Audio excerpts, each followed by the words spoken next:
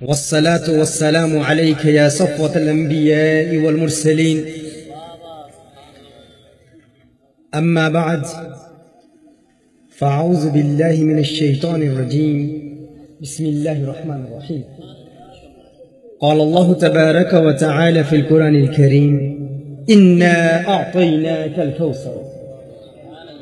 وقال الله تبارك وتعالى في القرآن الكريم في مقام آخر: ونزلنا عليك الكتاب تبيانا لكل شيء. صدق الله العظيم وبلغنا رسوله النبي الكريم. وقد صدقت أنت يا سيدي يا سيدي يا سيدي يا سيدي، يا مكي يا مدني يا عربي يا قرشي يا هاشمي، ويا سيدنا يا سيدنا يا سيدنا، يا حبيبنا يا طبيبنا، يا حبيب المصطفى المجتبى صلى الله عليه وآله وسلم. لائق کے صد احترام علماء کرام، انتہائی عزت و توقیر کے لائق سنخانان مصطفیٰ صلی اللہ علیہ وسلم، ارباب علم و بصیرت، صاحبان عقل و دانش، نوجوانان و نونہالان ملت اسلامیہ، اور وہ تمام احباب جن کی پرخلوص کاوشوں اور انتھک محنتوں سے آج کی یہ پرنور بزم عشق مصطفیٰ صلی اللہ علیہ وسلم پورے تزک و احتشام سے منائی جا رہی ہے. السلام علیکم ورحمۃ اللہ وبرکاتہ. میں اولاً دل کے تہ گہرائیوں سے ہدیہ تہنیت و تشکر پیش کرنا چاہوں گا جناب حافظ طاہر قادری صاحب کا، جنہوں نے تحریک کنز الہدیٰ کے برطانیہ میں حافظ حبیب جامی صاحب سے رابطہ کیا، اور بزم یار غار کے تمام زعامہ جناب علامہ نثار اجاگر صاحب اور بزم شیدائے محمد صلی اللہ علیہ وسلم کے تمام زعامہ، امراء، کارکنان اور تمام کارپردازوں کی بارگاہ میں جنہوں نے آج کی یہ بزم سجائی، اللہ تعالیٰ آپ تمام کی اس حسین کاوش کو اپنی بارگاہ میں شرف قبولیت سے نوازے. بزم اس عروج پر ہے. حافظ طاہر قادری صاحب نے جو سما باندھا ہے، ان کے حسین انداز کے بعد، خوبصورت کلام پیش کرنے کے بعد، اور پھر علامہ طاہر حیدری صاحب نے، علامہ طلحہ حیدری صاحب حافظہ اللہ تعالی نے میرے متعلق جو کچھ کہا، یقیناً میں اپنے اندر اس کا استحقاق نہیں دیکھتا. یہ آپ احباب کی محبت ہے، آپ کی چاہت ہے. چونکہ اس خاص محفل کے لیے مدعو کیا گیا ہے اور ایک خاص موضوع دیا گیا ہے، اس پر چند معروضات عرض کرنے کی سعادت حاصل کروں گا. اللہ جل وعلا سے دعا ہے کہ خلاق کائنات ہمیں حق ہی کو اپنا عقیدہ بنانے کی توفیق عطا فرمائے. قرآن کریم کی اس آیہ مبارکہ کو سرنامہ سخن کی حیثیت سے تلاوت کرنے کا شرف حاصل ہوا. اس آیہ پر میرے 9 لیکچرز، 9 سپیچز اوریڈی تفصیلی 2 گھنٹے کے، 2.5 گھنٹے کے لیکچرز اس آیہ پر میں ڈیلیور کر چکا ہوں. انا اعطیناک الکوثر، جو ایک عرصے سے نشر ہو رہے ہیں. اس کی ابتدا غالباً برطانیہ سے ہوئی تھی، پھر ہالینڈ میں، پھر کینیڈا میں، پھر اس کے بعد اسی موضوع پر ہندوستان میں 6 لیکچرز ڈیلیور ہو چکے ہیں، جو ابھی نشر بھی کیے جا رہے ہیں، اور آپ میں سے اکثر احباب وہ لیکچرز دیکھتے ہیں. تو مجھے کہا گیا ہے کہ اسی موضوع کو جاری رکھیں اور تلک عشرہ کاملہ کر دیں، تاکہ 10 لیکچرز اس پر مکمل ہو جائیں. اس پر گزشتہ جو لیکچرز ڈیلیور کیے گئے ہیں، مختصراً 15-20 منٹ میں اس کا خلاصہ، کیونکہ مربوط گفتگو ہوتی ہے تو ماضی کے جو لیکچرز ہیں ان کا ایک خلاصہ پیش کرتا ہوں، اور اس کے بعد انشاءاللہ تعالی کچھ عشق کی باتیں، کچھ محبت کی باتیں بھی آپ کی بارگاہ میں پیش کی جائیں گی انشاءاللہ۔ اللہ جل وعلا قرآن کریم میں ارشاد فرماتا ہے انا اعطیناک الکوثر، محبوب ہم نے آپ کو الکوثر عطا کیا۔ الکوثر کیا ہے؟ کچھ ذہن اس طرف گئے ہیں کہ الکوثر کا معنی حوض کوثر ہے۔ حضرت عبداللہ ابن عباس رضی اللہ تعالی عنہما ارشاد فرماتے ہیں کہ کچھ لوگوں کے ذہن کے مطابق الکوثر فقط حوض کوثر ہے، لیکن الکوثر فقط حوض کوثر نہیں ہے، اس سے مراد ہر خیر کا کل ہے، ہر خیر کا کل۔ امام مجاہد رحمۃ اللہ تعالی علیہ نے اس پر تفصیلی کلام کیا۔ امام مجاہد رحمۃ اللہ تعالی علیہ کون ہیں؟ وہ حضرت عبداللہ ابن عباس رضی اللہ تعالی عنہما کے شاگرد ہیں۔ حضرت عبداللہ ابن عباس رضی اللہ تعالی عنہما نے براہ راست حضور اکرم صلی اللہ علیہ وسلم سے قرآن کریم کی تفسیر پڑھی، اور حضرت عبداللہ ابن عباس رضی اللہ تعالی عنہما نے پھر امام مجاہد کو علم تفسیر پڑھایا۔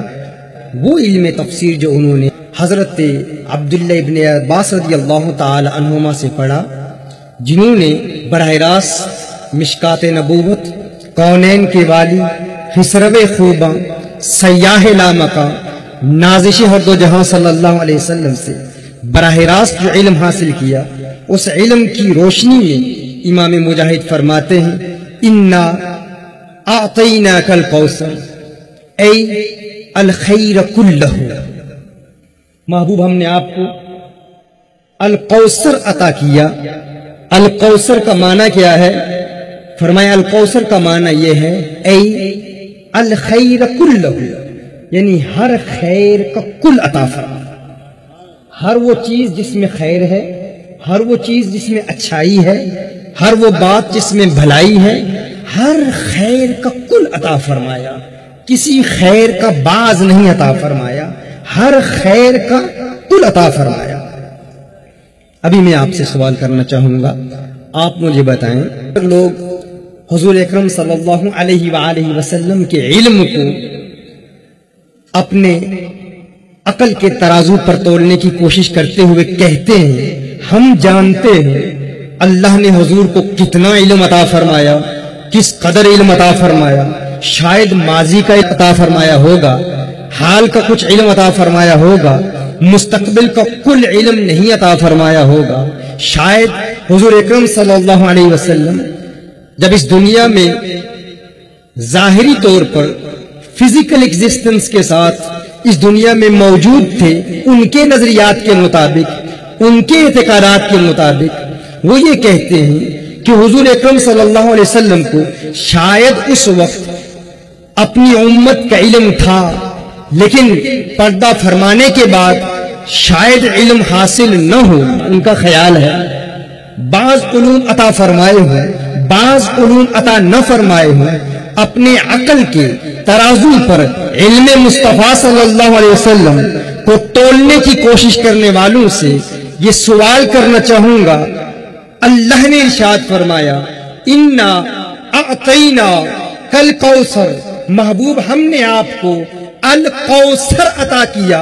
امام مجاہد فرماتے ہیں اے الخیر کلہ، یعنی ہر خیر کا کل عطا فرمایا۔ میں آپ سے پوچھنا چاہتا ہوں علم میں خیر ہے یا نہیں؟ علم میں خیر ہے یا نہیں؟ علم میں خیر ہے یا جہالت میں خیر ہے؟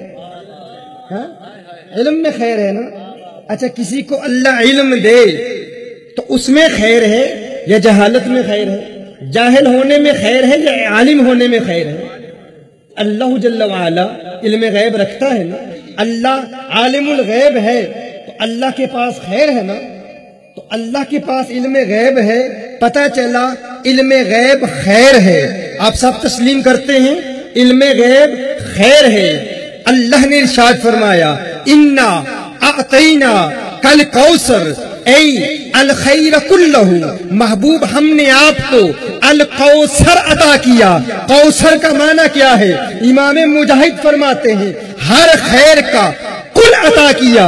جب آپ تسلیم کر چکے علم خیر ہے تو ماننا پڑے گا محبوب کو اللہ نے بعض علوم غیبیہ نہیں کل علوم غیبیہ عطا فرمایا۔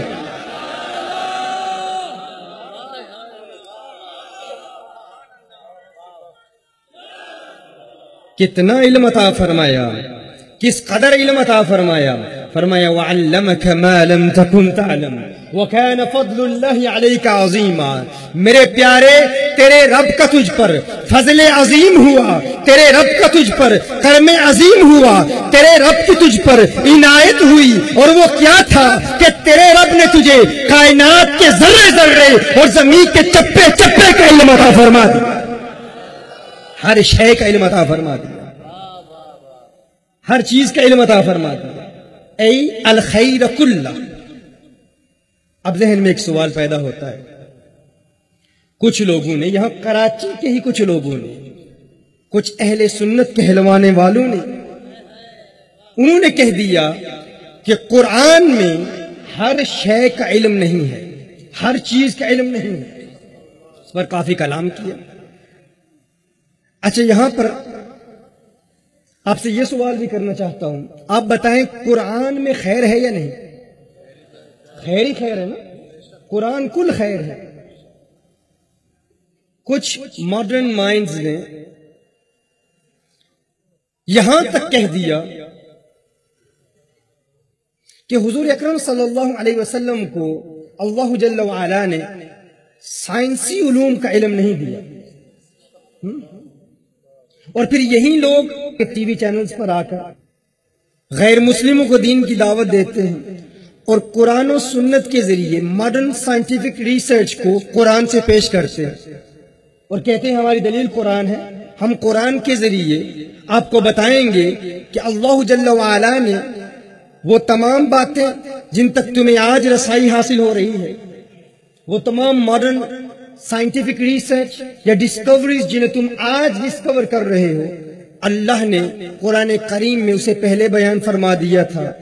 لہٰذا ہم ایسٹرونومی کا علم قرآن سے ثابت کرتے ہیں، فزکس کا علم قرآن سے ثابت کرتے ہیں، فزیولوجی کا علم وہ قرآن سے ثابت کرتے ہیں، اوشینالوجی کا علم قرآن سے ثابت کرتے ہیں، اور دعویٰ یہ کرتے ہیں چونکہ ماڈرن سائنٹیفک ڈسکوریز کے ذریعے ہم نے ان چیزوں کو سمجھا، اور قرآن کے ذریعے کیونکہ قرآن کریم کی تفسیر کے تحت ہی بیان کرتے ہیں، وہ کہتے ہیں ان چیزوں کا علم قرآن میں تو ہے لیکن حضور کو ان کا علم نہیں۔ اسٹرونومی کا ذکر قرآن میں ہے، وہ کہتے ہیں ہم تو سمجھتے ہیں اور قرآن کی روشنی میں ہی سمجھتے ہیں، لیکن حضور اکرم صلی اللہ علیہ وسلم کو ان چیزوں کا علم نہیں تھا۔ احکام شریعت بیان فرمائے، فرض بیان فرمائے، فرائض واجبات ان کا حکم بیان فرما دیا، یہ کرنا ہے اس کا حکم بیان فرما دیا، یہ نہیں کرنا اس کا حکم بیان فرما دیا۔ لیکن چونکہ حضور اکرم صلی اللہ علیہ وسلم کے دور میں آج سے 1400 سال قبل یہ ماڈرن سائنٹیفک ٹیکنالوجی ہی نہیں تھی تو حضور کو ان چیزوں کا علم نہیں تھا۔ آج ہم فن تفسیر پڑھتے ہیں اور قرآن کریم کی آیات پڑھ کر سائنٹیفک ریسرچ کو قرآن سے ثابت کرتے ہیں، گویا حضور کو علم نہیں تھا، آج کے ملا کو اس کا علم ہے، یہ ان کا دعویٰ ہے۔ تو میں آپ سے پوچھنا چاہتا ہوں، امام مجاہد قرآن کو زیادہ سمجھتے ہیں یا دور حاضر کا ملا زیادہ سمجھتا ہے؟ امام مجاہد زیادہ سمجھتے ہیں نا، تو امام مجاہد فرماتے ہیں انا اعطینا کل کوثر ای الخیر کلہ، ہم نے آپ کو الکوثر عطا کیا، یعنی ہر خیر کا کل عطا کیا، اور آپ خود فرما رہے ہیں قرآن خیر ہے، تو ماننا پڑے گا اللہ نے محبوب کو قرآن کا بعض علم نہیں عطا فرمایا، کل علم عطا فرمایا، ہر علم عطا فرمایا۔ یعنی اگر قرآن میں ایسٹرونومی کا علم ہے تو حضور ایسٹرونومی بھی جانتے ہیں، اگر قرآن میں فزکس کا علم ہے تو حضور فزکس بھی جانتے ہیں، اگر قرآن میں فزیالوجی کا علم ہے تو حضور فزیالوجی بھی جانتے ہیں، اگر قرآن میں اوشینالوجی کا علم ہے تو حضور اوشینالوجی بھی جانتے ہیں، اگر قرآن میں زوالوجی کا علم ہے تو حضور زوالوجی بھی جانتے ہیں، اگر قرآن میں ہائیڈرالوجی کا علم ہے تو حضور ہائیڈرالوجی میٹالرجی بھی جانتے ہیں، اگر قرآن میں باٹنی کا علم ہے تو حضور باٹنی بھی جانتے ہیں، اگر قرآن میں کیمسٹری کا علم ہے تو حضور کیمسٹری بھی جانتے ہیں، اگر قرآن میں میڈیسن کا علم ہے تو حضور میڈیسن بھی جانتے ہیں۔ تم کہتے ہو حضور نہیں جانتے، میں کہتا ہوں انا آتینا کل کوثر الخیر کلہ، محبوب ہم نے آپ کو الکوثر عطا فرمایا، یعنی ہر خیر کا کل عطا فرمایا۔ قرآن خیر ہے تو حضور ہر سائنسی حقیقت کو جانتے ہیں۔ رب کعبہ کی قسم، جن سائنسی حقائق تک تمہیں آج رسائی حاصل ہوئی ہے، آج سے 1400 سال پہلے انہی سائنٹیفک حقائق کو آمنہ کے لال نے مدینے کی گلیوں میں بیان فرما دیا تھا۔ نعرہ رسالت، نعرہ رسالت۔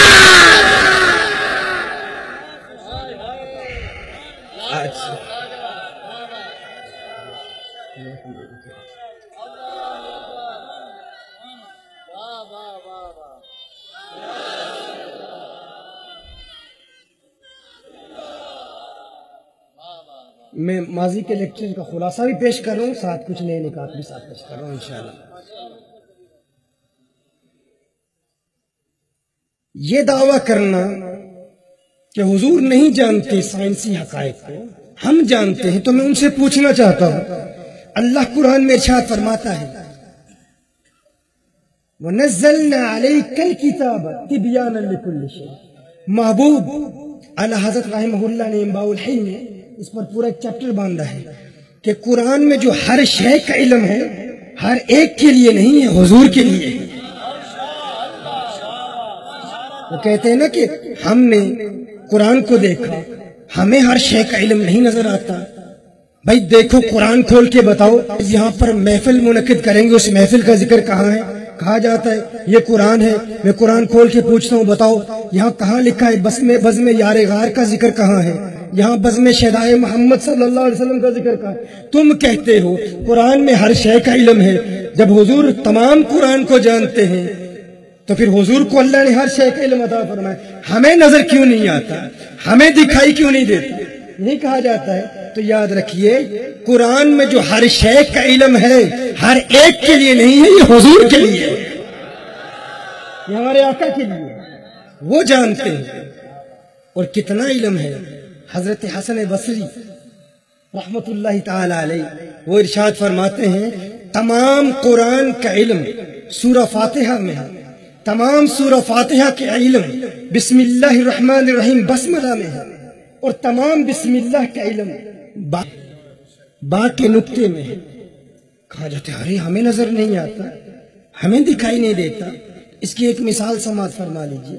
ہمارے پاس میرے لیکچرز ہیں، یہ جو بھی پورا ہمارا پروگرام ہو رہا ہے، ہندوستان کا دورہ ہے، امریکہ کا دورہ ہے، دیگر ممالک کا دورہ، تو اس پر انہوں نے ہمارے تحریک کے کارکنان نے کچھ DVDs بنائی ہوئی، تو اس میں تمام دورہ جو ہے وہ محفوظ ہوتا ہے، تمام لیکچرز محفوظ رکھے جاتے ہیں۔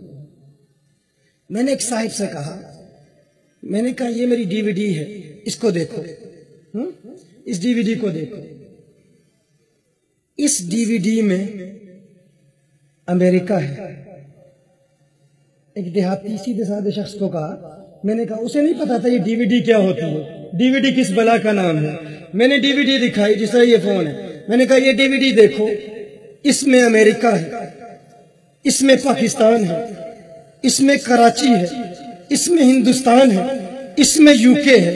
اس نے کہا پاگل انسان، اپنی عقل کا علاج کرا، اس میں تو مجھے کچھ نظر نہیں آتا، تیرا نام لکھا ہوا ہے، تیری تصویر ہے، کچھ تحریر ہے، اور کچھ نظر نہیں آتا، مجھے کچھ نظر نہیں آتا۔ میں نے کہا تجھے اس لیے نظر نہیں آتا کیونکہ تو فقط اس DVD کو دیکھ رہا ہے، اس DVD کو دیکھ رہا ہے، تجھے فقط ڈی وی ڈی نظر آ رہی ہے.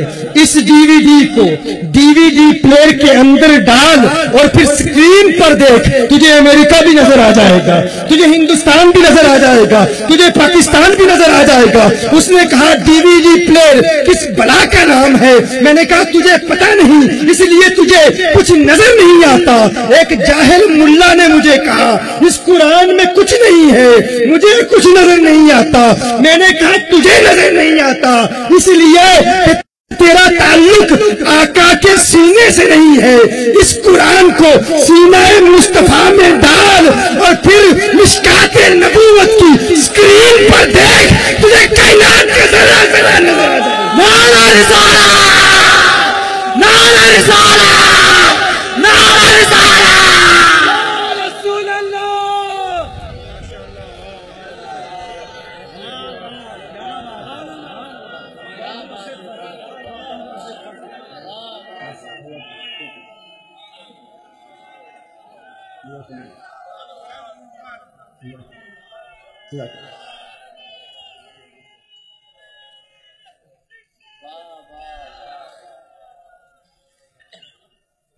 اب جسے صوفیاء سے تعلق ہی نہ ہو, ہاں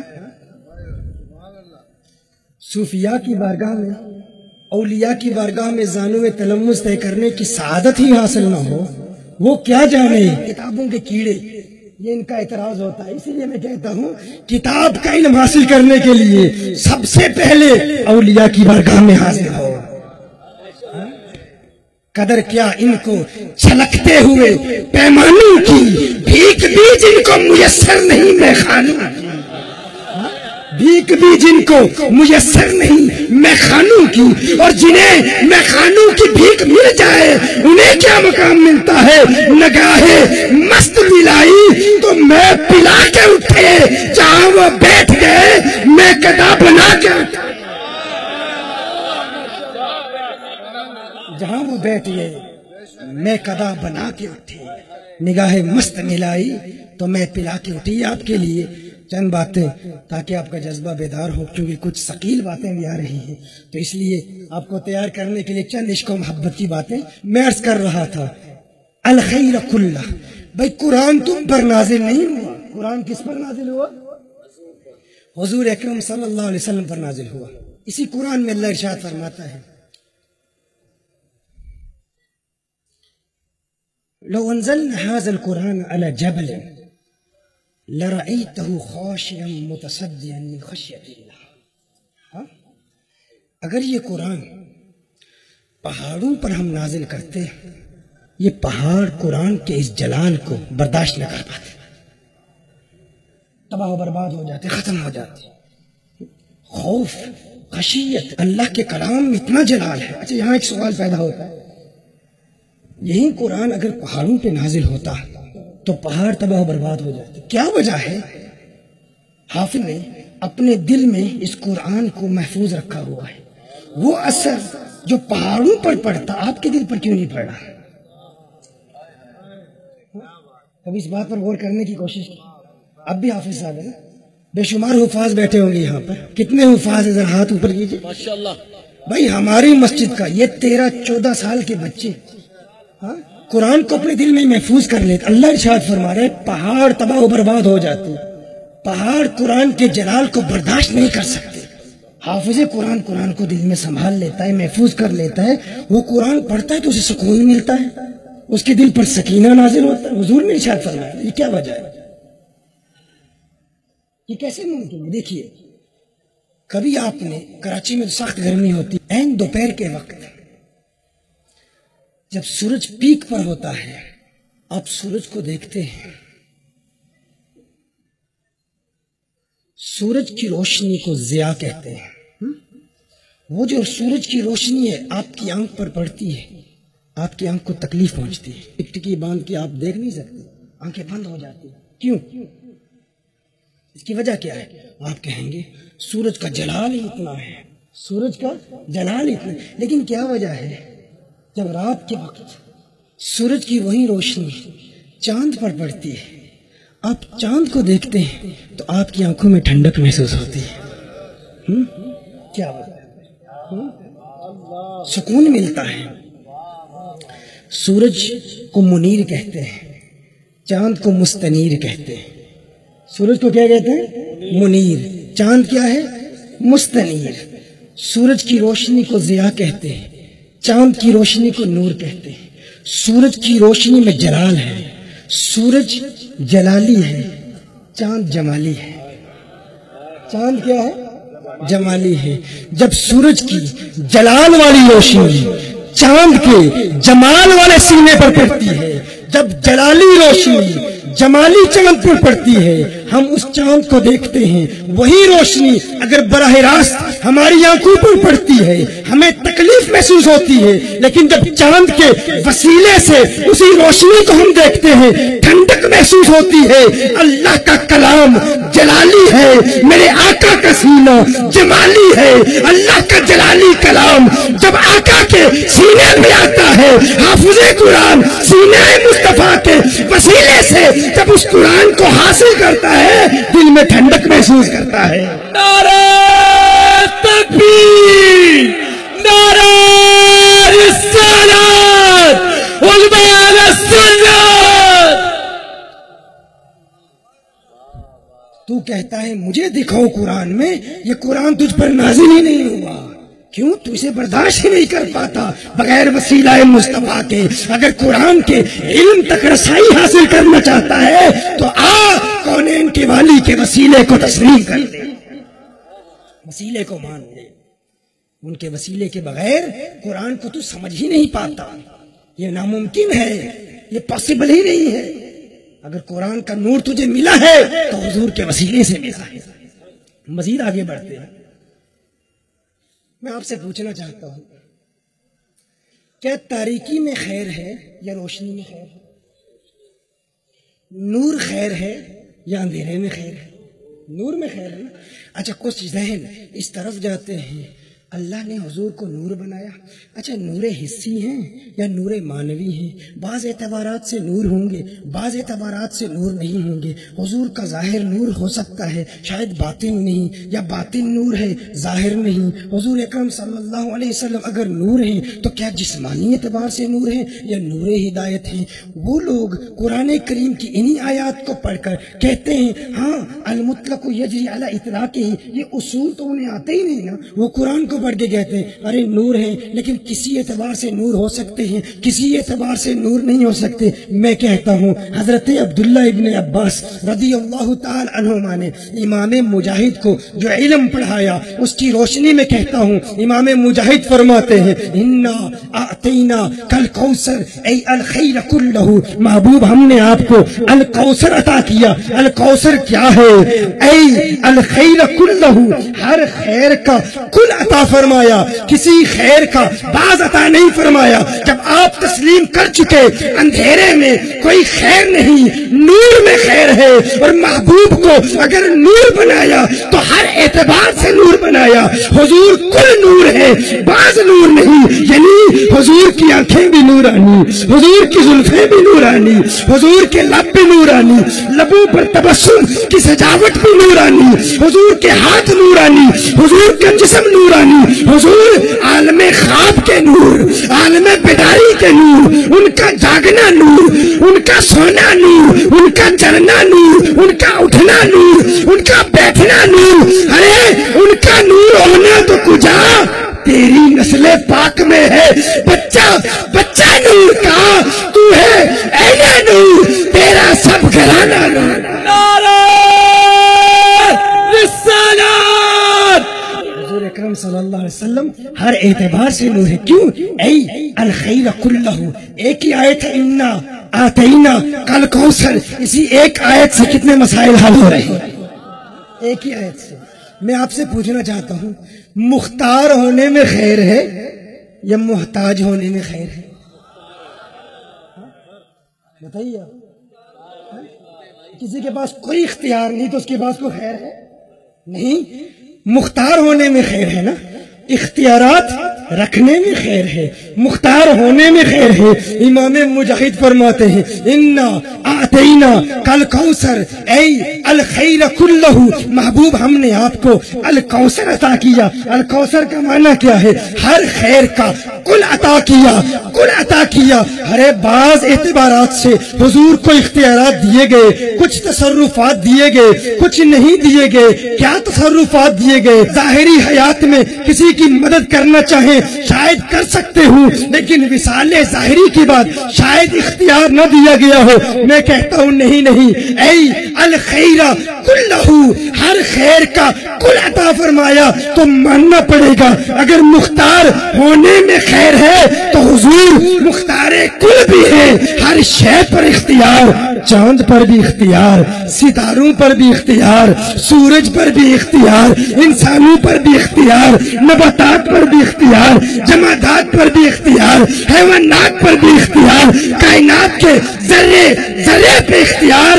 ارے ان کے اختیارات کا عالم تو یہ ہے کہ جب بریلی کا کلندر ان کے اختیارات کو دیکھتا ہے تو اعلیٰ حضرت فرماتے ہیں میرے آقا کو اللہ نے سماعت دی تو سماعت بھی کلی، علم دیا علم بھی کلی، تصرفات دیے تصرفات بھی کل، ہر اعتبار سے کل، حسن بھی کل، قوت بھی کل، طاقت بھی کل، رحمت بھی کل، ہر اعتبار سے کل۔ پھر کہا بریلی کے محدث نے وجد میں آ کر زمین و زماں تمہارے لیے، مکین و مکہ تمہارے لیے، چنین و چنا تمہارے لیے، بنے دو جہاں تمہارے لیے، دہن میں زباں تمہارے لیے، بدن میں ہجا تمہارے لیے، ہمارے یہاں تمہارے لیے، اٹھے بھی وہاں تمہارے لیے، جنا میں چمن چمن میں سمن سمن میں پھبن پھبن میں دلہن، سزائے محن پیسے منن، یہ امن و امان تمہارے لیے۔ اور جب کل کے فلسفے کو سمجھایا تو بتایا اس حالت کل، امامت کل، اس حالت کل، امامت کل، سیادت کل، امارت کل، حکومت کل، ولایت کل، خدا کے یہاں تمہارے لیے۔ نعرہ رسالت کل ہے، ہر شے کا علم عطا فرمایا، تمام تصرفات عطا فرما دی، ہر چیز کا تصرف و اختیار عطا فرما دیا۔ انا اعطیناک الکوثر اے الخیر کلہ، ہر خیر کا کل عطا فرمایا، کسی خیر کا بعض عطا نہیں فرمایا، ہر خیر کا کل عطا فرمایا۔ کچھ لوگ حیران پریشان، ارے یہ کیسے ممکن ہے، یہ کیسے ممکن ہے؟ محفل منا رہے حضور کی محفل، یہ ساری قوتیں تو اللہ کی ہیں، ایسا کیسے ممکن ہو سکتا ہے کہ اللہ نے حضور کو ہر شے کا علم دے دیا، تمام تصرفات عطا فرما دی، تمام قوت عطا فرما دی۔ اچھا کچھ لوگ اس حوالے سے بھی پریشان ہو جاتے ہیں کہ اتنی حضور کی تعریف کر دی کہیں ایسا نہ اللہ ناراض ہو جائے۔ ہاں یہ بھی ایک تصور ہے نا، حضور کی تعریف میں غلو کر دیا اللہ ناراض ہو جائے گا۔ تو یاد رکھیے پہلی تو بات یہ ہے ان کا مقام علو اتنا ہے کہ غلو کیا ہی نہیں جا سکتا۔ علو علو عین کے ساتھ، عین کے ساتھ علو اتنا ہے، اتنے اعلیٰ ہے، غلو ممکن ہی نہیں ہے۔ اس ایک نقطے کو سمجھو، عین اور غین میں ایک ہی نقطہ ہے۔ ہاں ہم دعا لکھتے رہے، وہ دغا پڑھتے رہے، ایک نقطے نے محرم سے مجرم بنا دیا۔ علو علو اور تم اسے غلو کہتے ہو۔ میں ایک جملہ ایڈ کرتا ہوں، اب اپنے دل کے دریچوں کو کھول لو، یہ جملہ بھیج رہا ہوں، دیکھتا ہوں کون عاشق اسے سنبھالتا ہے خانہ ادراک میں۔ یہ ابھی کہہ رہا ہوں، تم کہتے ہو غلو کر رہے ہو، میں کہتا ہوں ان کا مقام علو اتنا ہے جو اسے غلو کہے وہ اللہ ہے، اللہ ہے، اللہ ہے۔ بے شک ہاتھوں کو بلند کر کے لبیک لبیک لبیک یا رسول، لبیک لبیک لبیک یا رسول، لبیک لبیک لبیک یا رسول۔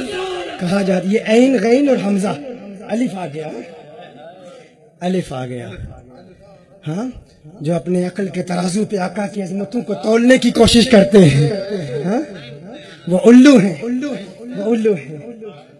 نئے نکتے نہیں، نئے نکتہ ہے، چھوٹا سا نکتہ ہے، عین پر ایک نکتہ آ گیا تو غلو آ گیا، ہاں، نیا نکتہ ہے، نکتے نہیں ہے، بس ایک ہی نکتہ ہے۔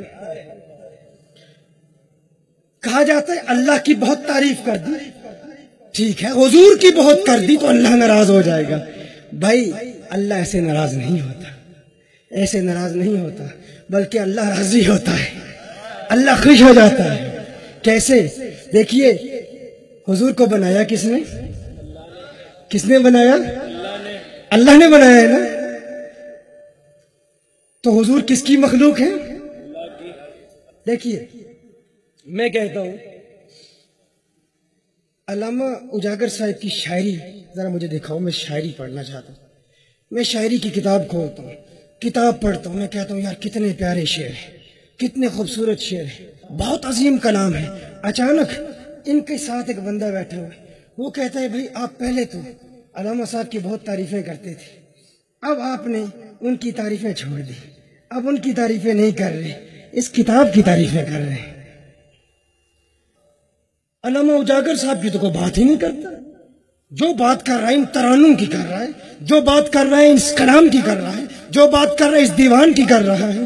اس کی بات کرو گے تو علامہ اجاگر ناراض ہو جائیں گے، تو ہم کیا کہیں گے؟ عقل کے اندھے، عقل کے ناخن لیں، اس کتاب کی تعریف کرنا انہی کی تعریف کرنا ہے۔ کتاب ہے کس کی؟ اس کی تعریف کروں گا تو وہ زیادہ خوش ہو جائیں گے۔ ارے تو کہتا ہے اللہ کی تعریف کرو، مصطفیٰ کی نہ کرو، مصطفیٰ کی تعریف کرنا ہی اللہ کو خوش کرتا ہے، مخلوق جو اللہ کی ہے۔ نعرہ تکبیر، نعرہ رسالت۔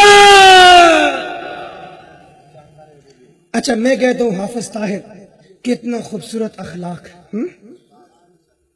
کتنی دین کے لیے قربانیاں دیتے ہیں، ہاں، رات دن محنت کرتے ہیں۔ حافظ طاہر بڑی عظیم شخصیت ہے اور بیچارہ نعت نہیں پڑھ سکتا، نعت میں فیل ہے۔ پریشان کیوں ہو گیا بھائی؟ کیوں پریشان ہو گیا؟ میں کہتا ہوں بھائی عظیم شخصیت ہے، ہاں، بہت بہترین مقرر، حافظ قرآن، کمال کا حافظ قرآن، عظیم حافظ قرآن، عظیم قاری، نعت نہیں پڑھ سکتا۔ اچھا اگر میں کہوں نعت نہیں پڑھ سکتا تو حافظ اب خوش ہوں گے؟ بھائی کتنے کے چہروں پر 12 بج چکے ہیں، یہ کیا بات کرنے جا رہا ہے، ہاں؟ تو خوش ہوں گے؟ نہیں خوش ہوں گے نا۔ آپ کا نام کیا ہے جی؟ محمد؟ یار مشکل نام بتا کیا؟ مقیم، مقیم۔ اچھا یہ جملہ آپ کی طرف منسوب کر رہا ہوں، اور اب جس انداز میں بیان کروں گا شاید پھر اس کے بعد آپ مقیم نہ رہیں گے یہاں۔ حافظ طاہر بڑی عظیم شخصیت، مقیم نقشبندی کہتے ہیں، بڑی عظیم شخصیت، کیا فن، کیا کمال، کیا انداز تکلم، نعت نہیں پڑھ سکتا، سب کو یہی کہتے ہیں، نعت خوانی میں فیل ہے، ہاں؟ تو پھر کہتے ہیں مجھے ان سے پیار بھی بڑا، مجھے ان سے محبت بھی بڑی، میں ان کا قریبی ہوں، ان کا دوست ہوں، ان کے قدموں میں بیٹھتا ہوں، بہت عظیم شخصیت ہے لیکن نعت میں فیل ہے۔ تو کیا حافظ طاہر خوش ہوں گے؟ خوش نہیں ہوں گے، یہ کہیں گے ہر چند کے میری تعریفیں کرتا ہے، لیکن رب کعبہ کی قسم اگر پوری دنیا میں میرا نام لیا جاتا ہے تو نعت خوانی کی وجہ سے ہی لیا جاتا ہے۔ نعت خوانی میری اسپیشلٹی ہے، یہ میری خصوصیت ہے، میری ساری تعریفیں کر لو، لیکن اگر میری نعت خوانی پر اگر زبانیں تنگ دراز کی تو تعریفیں کرنے والا میرے ساتھ مخلص نہیں ہے، منافق ہے۔ کچھ لوگ کہتے ہیں اللہ بڑا کمال والا، اللہ بڑے جلال والا، کیا حسین جنت بنائی، کیا اللہ کے تصرفات، خلاق کائنات، پروردگار عالم، اس کے ایک امر کن سے کائنات بن جائے، گلی کا بھکاری بادشاہ بن جائے، بادشاہ وقت گلی کا بھکاری بن جائے. ہمارا اللہ اللہ اکبر کتنا عظیم ہے. محبوب کو علم غیب نہیں دے سکا, محبوب کو نور نہیں بنا سکا, محبوب کو تصرفات نہیں دے سکا. میں کہتا ہوں حافظ طاہر قادری کی ہر حوالے سے تعریفیں کرو, لیکن جو اس کی اسپیشیالٹی ہے اس پر اعتراض کرو گے وہ ناراض ہوگا. اللہ بھی فرماتا ہے میری ہر تعریف کر لے لیکن محبوب کا بنانا یہ میری اسپیشیالٹی ہے, یہ میری اسپیشیالٹی ہے. تو اللہ اللہ ساری رات کہتا رہے, تو نمازیں پڑھتا رہے, تو روزے رکھتا رہے, تو تسبیحات کرتا رہے, تو تکبیرات پڑھتا رہے, تو ورد کرتا رہے, خطابت کر, بیانات کر, تبلیغ کر, شیخ الحدیث بن جا, شیخ القرآن بن جا, میری عظمتوں کے ترانے الاپتا رہے. میرے محبوب کی توہین کی تو تیری نماز تیرے منہ پہ ماری جائے گی, تیرا روزہ تیرے منہ پہ مارا جائے گا. جس طرح حافظ طاہر کی ہر تعریف کر لو, نعت خوانی پر انگشت تنقید اٹھائی یہ ناراض. اللہ کی ہر تعریف کر لو, محبوب کی توہین کی اللہ ناراض. نعرہ رسالت, نعرہ رسالت.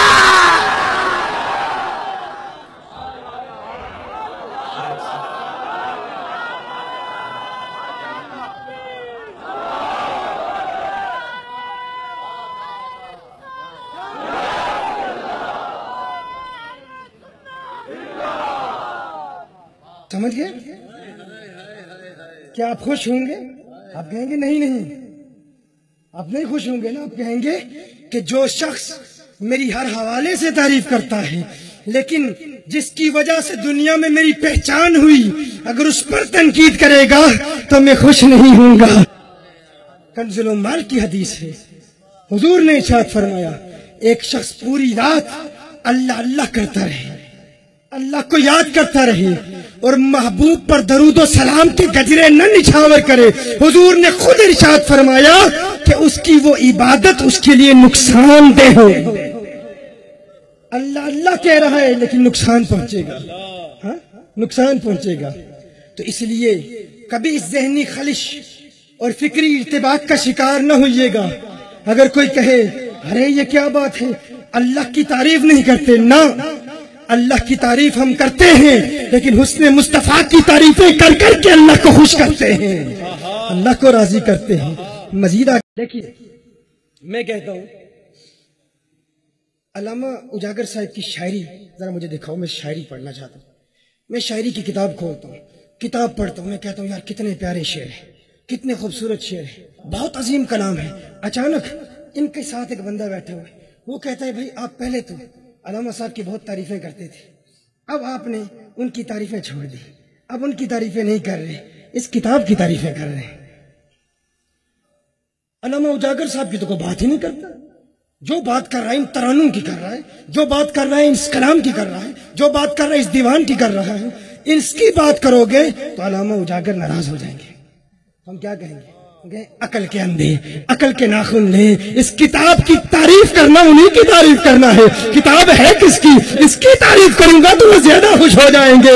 ارے تو کہتا ہے اللہ کی تعریف کرو, مصطفیٰ کی نہ کرو. مصطفیٰ کی تعریف کرنا ہی اللہ کو خوش کرتا ہے, مخلوق جو اللہ کی ہے. نعرہ تکبیر, نعرہ رسالت.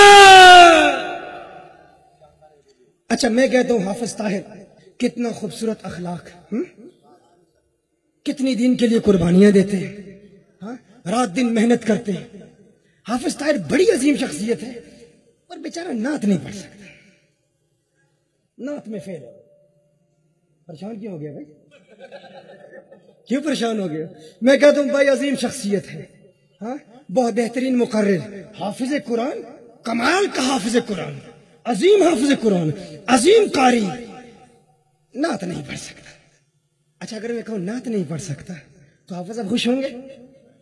بھائی کتنے کے چہروں پر 12 بج چکے ہیں, یہ کیا بات کرنے جا رہا ہے, تو خوش ہوں گے؟ نہیں خوش ہوں گے نا. آپ کا نام کیا ہے جی؟ محمد, یار مشکل نام بتا. کیا؟ مقیم. مقیم. اچھا یہ جملہ آپ کی طرف منسوب کر رہا ہوں, اور اب جس انداز میں بیان کروں گا شاید پھر اس کے بعد آپ مقیم نہ رہیں گے یہاں. حافظ طاہر بڑی عظیم شخصیت، مقیم نقشبندی کہتے ہیں، بڑی عظیم شخصیت. کیا فن، کیا کمال، کیا انداز تکلم. نعت نہیں پڑھ سکتا، سب کو یہی کہتے ہیں نعت خوانی میں فیل ہے.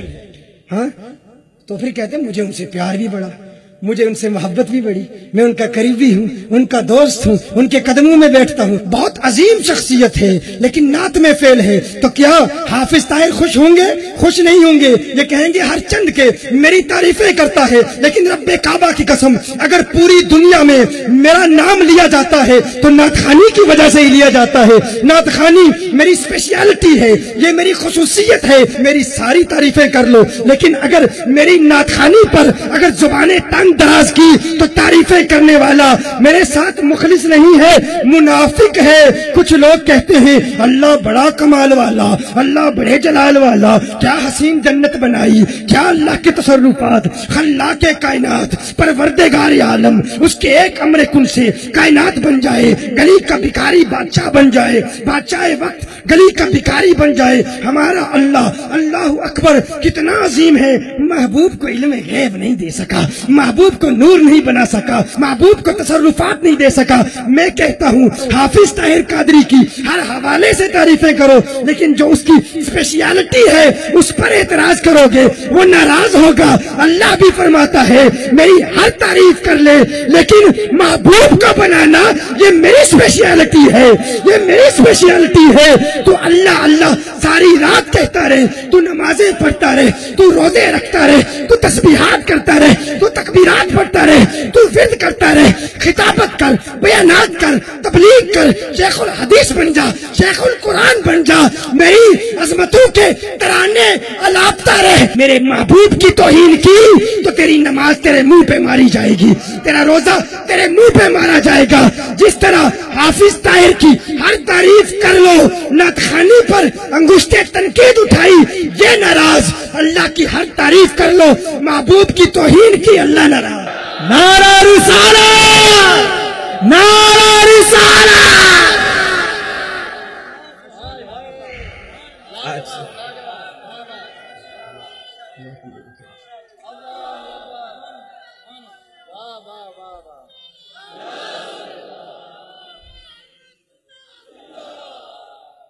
سمجھ گئے؟ کیا آپ خوش ہوں گے؟ آپ کہیں گے نہیں نہیں، آپ نہیں خوش ہوں گے نا. آپ کہیں گے کہ جو شخص میری ہر حوالے سے تعریف کرتا ہے لیکن جس کی وجہ سے دنیا میں میری پہچان ہوئی اگر اس پر تنقید کرے گا تو میں خوش نہیں ہوں گا. کنز المال کی حدیث ہے، حضور نے ارشاد فرمایا ایک شخص پوری رات اللہ اللہ کرتا رہے، اللہ کو یاد کرتا رہے اور محبوب پر درود و سلام کے گجرے نہ نچھاور کرے. حضور نے خود ارشاد فرمایا کہ اس کی وہ عبادت اس کے لیے نقصان دہ ہو.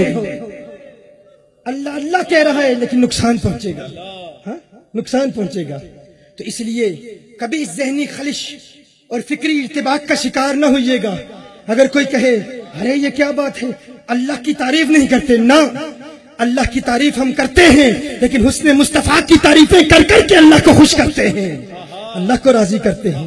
مزید آگے بڑھتے ہیں. یہ الکوثر کیا ہے؟ امام راضی رحمۃ اللہ تعالی علیہ نے اس الکوثر پر مزید کلام کیا. وہ فرماتے ہیں یہ الکوثر، اس پر غور کرو، الکوثر کا معنی کیا ہے؟ فرماتے ہیں الکوثر اما الکوثر فهو في اللغة فول. فرماتے ہیں یہ کوثر یہ فول کے وزن پر ہے، مبالغہ کا صیغہ ہے. یعنی ایک ہوتا ہے کثیر، بلکہ کثیر سے پہلے ایک ہوتا ہے قلیل. قلیل کی ضد ہے، قلیل کی ضد کیا ہے؟ سب بولے نا بھائی، کراچی والوں کی اردو تو بہت اچھی ہوتی ہے. قلیل کی ضد کیا ہے؟ کثیر کے بعد آتا ہے مقام اکثر کا، اکثر کے بعد کوثر، کوثر کے بعد پھر الکوثر. ایک ہے قلیل، قلیل کے بعد کثیر، کثیر کے بعد اکثر، اکثر کے بعد کوثر، کوثر کے بعد الکوثر. کچھ لوگ کہتے ہیں ہم جانتے ہیں، اپنی انگلیوں پر شمار کر کے بتائیں گے اللہ نے محبوب کو کتنا علم دیا، کتنا علم نہیں دیا. وہ تو بہت بڑی بات ہے. ذرا اللہ کے قلیل کو سمجھنے کی کوشش کرتے ہیں. اللہ کا قلیل کیا ہے؟ اللہ کے نزدیک قلیل کیا ہے؟ اللہ ارشاد فرماتا ہے کل متاع الدنیا قلیل، کل متاع الدنیا قلیل. کیا سن رہے آپ نے کیا عرض کر رہا کل متاع دنیا قلیل. محبوب فرما دیجئے اس ساری دنیا میں جو کچھ ہے اللہ کے نزدیک قلیل ہے. اللہ کے نزدیک قلیل ہے. بھئی یہ دنیا کیا ہے؟ مفسرین فرماتے ہیں جب دنیا آخرت کے ضد میں ہو تو اس میں فقط یہ زمین نہیں ساری کائنات ہے. تم سمجھتے ہوگے کہ فقط زمین ہے، یہ زمین تو بہت چھوٹی ہے. ان کہکشاؤں کا مطالعہ کرو تم حیران ہو جاؤ گے، تمہارا تو وجود ہی بہت چھوٹا ہے. یہ ساری کائنات کتنی بڑی ہے اس پر تو میں تبصرہ نہیں کرتا. میں فقط اتنی بات کہنا چاہوں گا، ذرا اللہ کے قلیل پر غور کرنے کی کوشش کرو جو کہتا ہے میں حضور اکرم کے علم کو جانتا ہوں. اللہ نے کتنا عطا فرمایا، کتنا عطا نہیں فرمایا. فلاں اعتبار سے نور ہوں گے، فلاں اعتبار سے نور نہیں. فلاں علم دیا، فلاں علم نہیں دیا. اپنی انگلیوں پہ علم مصطفیٰ کو شمار کرنے والوں سے میں پوچھنا چاہوں گا کیا تم اللہ کے قلیل کو گن سکتے ہو؟ کیا اللہ کے قلیل کو شمار کر سکتے ہو؟ اللہ نے ارشاد فرمایا کل متاع الدنیا قلیل. محبوب فرما دیجئے اس ساری دنیا میں جو کچھ ہے اللہ کے نزدیک قلیل ہے. کیا تم دنیا کی اشیاء کو شمار کر سکتے ہو؟ دنیا تو بہت بڑی ہے. میں کہتا ہوں تم اپنے گھر کی اشیاء کو شمار کرنے کی کوشش کرو. تمہارے گھر میں کیا ہے؟ کیا تم اپنے گھر کی اشیاء کو شمار کر سکتے ہو؟ تمہارے گھر میں کیا کیا ساز و سامان ہے؟ فرنیچر کتنا ہے شمار کر سکتے ہو؟ تمہارے گھر میں چیونٹیاں کتنی ہیں؟ ذرات کتنے ہیں؟ مکھیاں کتنی ہیں؟ گندم کتنا ہے؟ آٹا کتنا ہے؟ فروٹس کتنے ہیں؟ تمہارے گھر میں کیا کیا چیزیں پڑی ہیں؟ کیا تم اپنے گھر کی ہر چیز کو شمار کر سکتے ہو؟ کیا اپنے گھر کی مٹی کو شمار کر سکتے ہو؟ کیا گھر کے ذرات کو شمار کر سکتے ہو؟ کیا گھر کی اینٹوں کو شمار کر سکتے ہو؟ کیا اپنے گھر کی تمام اشیاء کو کوئی انسان شمار کر سکتا ہے؟ نہیں شمار کر سکتا، ناممکن ہے. اگر گھر کی اشیاء کو شمار نہیں کر سکتے تو تم کیا پورے کراچی کی اشیاء کو شمار کر سکتے ہو؟ پورے شہر کی اشیاء کو شمار کر سکتے ہو؟ ناممکن ہے، پاسبل ہی نہیں. ہر ایک کراچی میں جانور کتنے ہیں، گھوڑے کتنے ہیں، گدھے کتنے ہیں، کتے کتنے ہیں، بلیاں کتنی ہیں، کوے کتنے ہیں، طوطے کتنے ہیں، پرندے کتنے ہیں، آسمان میں اڑنے والے پرندے کتنے ہیں، زمین میں رینگنے والے کیڑے کتنے ہیں، سمندر کی مچھلیاں کتنی ہیں، پانی کتنا ہے، ذرات کتنے ہیں، مٹی کتنی ہے. کیا تم پورے کراچی کی تمام دکانوں میں جتنا اناج ہے اسے شمار کر سکتے ہو؟ کتنا مال و اسباب ہے اسے شمار کر سکتے ہو؟ کہا ناممکن ہے، شمار نہیں کیا جا سکتا. میں کہتا ہوں گھر کی چیزوں کو تم شمار نہیں کر سکتے، شہر کی چیزوں کو تم شمار نہیں کر سکتے. اگر شہر کی چیزوں کو شمار نہیں کر سکتے تو پورے ملک کی چیزوں کو کیسے شمار کرو گے؟ ملک کی چیزوں کو شمار نہیں کر سکتے تو پورے بر صغیر کی چیزیں اور پھر پوری دنیا کی اشیاء کو، اللہ کی تمام مخلوقات کو شمار کر سکتے ہو؟ کہا ناممکن ہے، امپاسبل ہے. میں نے مزید غور کرنے کی کوشش کی. میں نے کہا یہ تو ظاہری چیزیں ہیں، ان کو شمار کرنا ناممکن ہے. لیکن جنہیں اپنے عقل پر ناز ہے، جو اپنے عقل کے ترازو پر آقا کو جاننے کی کوشش کرتے ہیں، کھیتی میرے فلسفہ کی پکتی ہی نہیں، تدبیر سے تقدیر چمکتی ہی نہیں، ہر بار منہ کی کھاتی ہے لیکن پھر بھی یہ کیا وہ کیوں سے عقل تھکتی ہی نہیں. عقل عیار ہے، سو بیس بدل لیتی ہے. عشق بیچارہ ملا نہ زاہد نہ حکیم، عشق والا کہتا ہے اے عقل کے ترازو پہ آقا کی عظمتوں کو تولنے والے اپنے دماغ پر ہی غور کر لے، اپنی عقل پر ہی غور کر لے. میں نے انسان کے دماغ پر غور کرنے کی کوشش کی. فقط انسان کے دماغ میں 100 نہیں، 1000 نہیں، 1 لاکھ نہیں، 1 کروڑ نہیں، 1 کھرب اعصابی خلیے فقط انسان کے دماغ میں ہیں. جو کہتا ہے میں شمار کر سکتا ہوں، 1 کھرب اعصابی خلیے فقط انسان کے دماغ میں ہیں. انسان کے جسم میں کتنے خلیے ہوں گے؟ انسان کے جسم کے خلیوں کو، انسان کے جسم کے سیلز کو کیا کوئی کاؤنٹ کر سکتا ہے؟ کیا کوئی شمار کر سکتا ہے؟ امپاسبل ہے. پھر میں نے مادے پر غور کی، مادے کو سمجھنے کی کوشش کی. یہ مادہ کیا ہے؟ مادے کو دیکھا. اس مادے کی واحد اکائی، پہلی اکائی جسے ایٹم کہتے ہیں. یہ ایٹم کیا ہے؟ یہ ایسے چھوٹے ذرات ہیں. ایک واحد ایٹم کا قطر 1 ملی میٹر کا 10 لاکھواں حصہ ہے. 1 ملی میٹر کا 10 لاکھواں حصہ ہے. یہ ایسے چھوٹے ذرات ہیں کہ بڑے سے بڑے مائکروسکوپ کے ذریعے بھی اس ایٹم کو انسان دیکھ نہیں سکتا. اور یہ ایٹم کتنے ہیں؟ اور پھر اس ایٹم پر غور کریں. اس میں پھر نیوکلیس ہے، نیوکلیس کے محور میں گردش کرنے والے الیکٹرانز ہیں، نیوکلیس کے اندر پھر پروٹونز ہیں، پھر نیوٹرونز ہیں. میں نے کہا میرے اللہ، میں تو تیری ظاہری مخلوق کو شمار نہیں کر سکتا تھا. تیری مخلوق کے اندر تیری قدرت کے کیسے کیسے مظاہر اور کرشمے نظر آتے ہیں. ایک आवाज आई, वइन तउद्दू निअमतल्लाहि ला तुहसूहा ला तुहसूहा ला तुहसूहा। अल्लाह की नेमतों को शुमार करने वाले इंसान, तू अल्लाह की नेमतों का एहसास कर नहीं सकता। ये नामुमकिनात में से है, इम्पॉसिबिलिटीज में है। मैंने कहा अरे ये सारा कुछ जितना भी है जिसे मैं शुमार करने की कोशिश कर रहा हूँ, ये है क्या?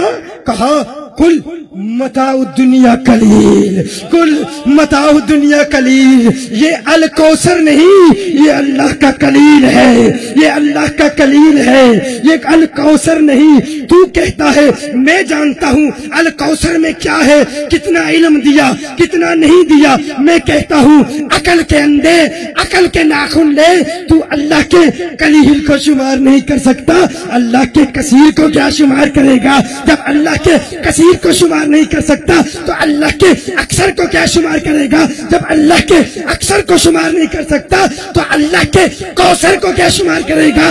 जब अल्लाह के कौसर को शुमार नहीं कर सकता तो आमना के लाल के अल कौसर को क्या शुमार करेगा?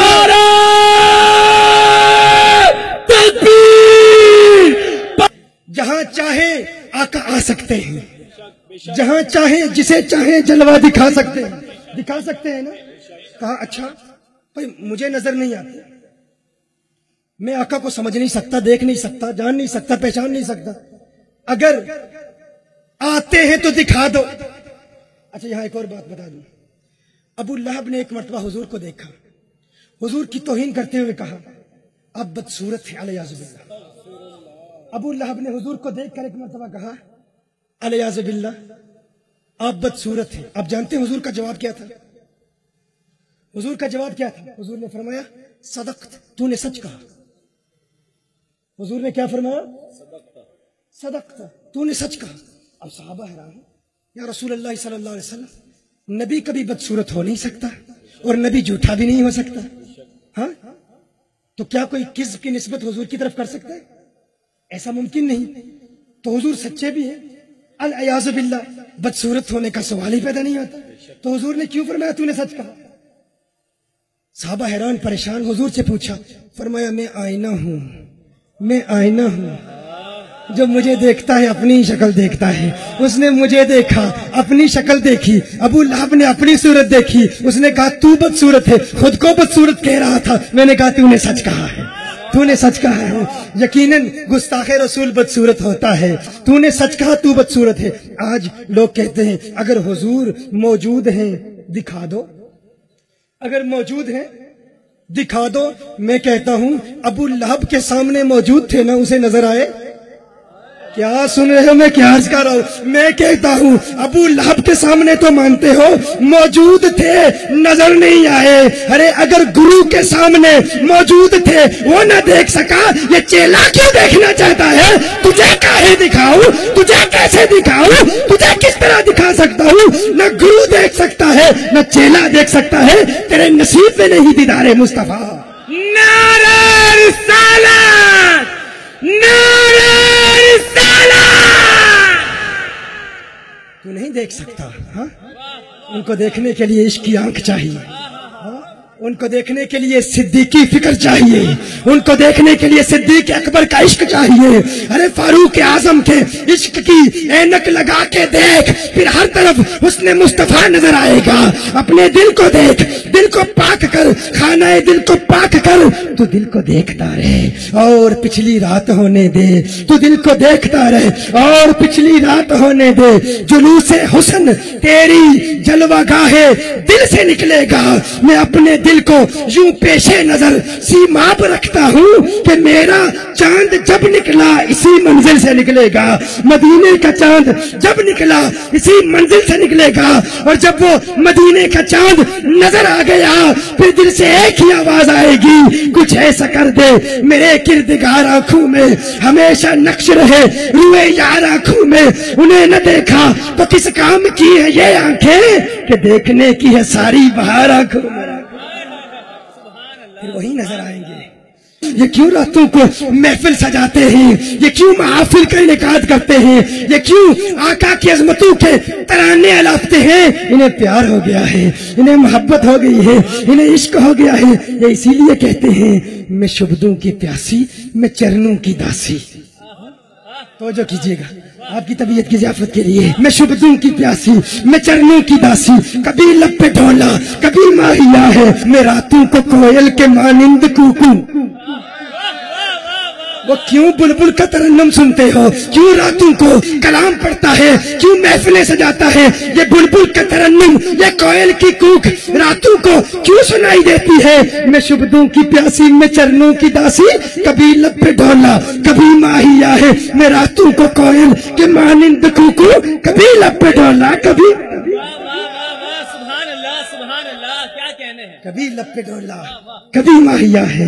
وہ جب نظر آ جائے ایک ماہ مدن نورانی بدن، ایک ماہ مدن نورانی بدن۔ دیکھیے میں جانتا ہوں سائنسی باتیں بیان کرتے ہوئے عشق کی بات کو ملانا بڑا مشکل کام ہے، لیکن میں چاہتا ہوں جو عشق سننا چاہتے ہیں وہ شاعری کا بھی مزہ لیں، جو علم سننا چاہتے ہیں وہ علم کا مزہ لیں، جو روحانیت سننا چاہتے ہیں روحانیت کا مزہ لیں، جو فن خطابت کے جوہر دیکھنا چاہتے ہیں وہ خطابت کو بھی سن لیں۔ میں خانہ سخن کا گدائے جدید ہوں، ہر رنگ کی شراب پیالے میں ہے میرے۔ سبحان اللہ سبحان اللہ، کیا کہنے ہیں؟ حق ہے حق ہے حق۔ گرچہ میں خانہ سخن کا گدائے جدید ہوں، الحمدللہ ہر رنگ کی شراب پیالے میں ہے میرے۔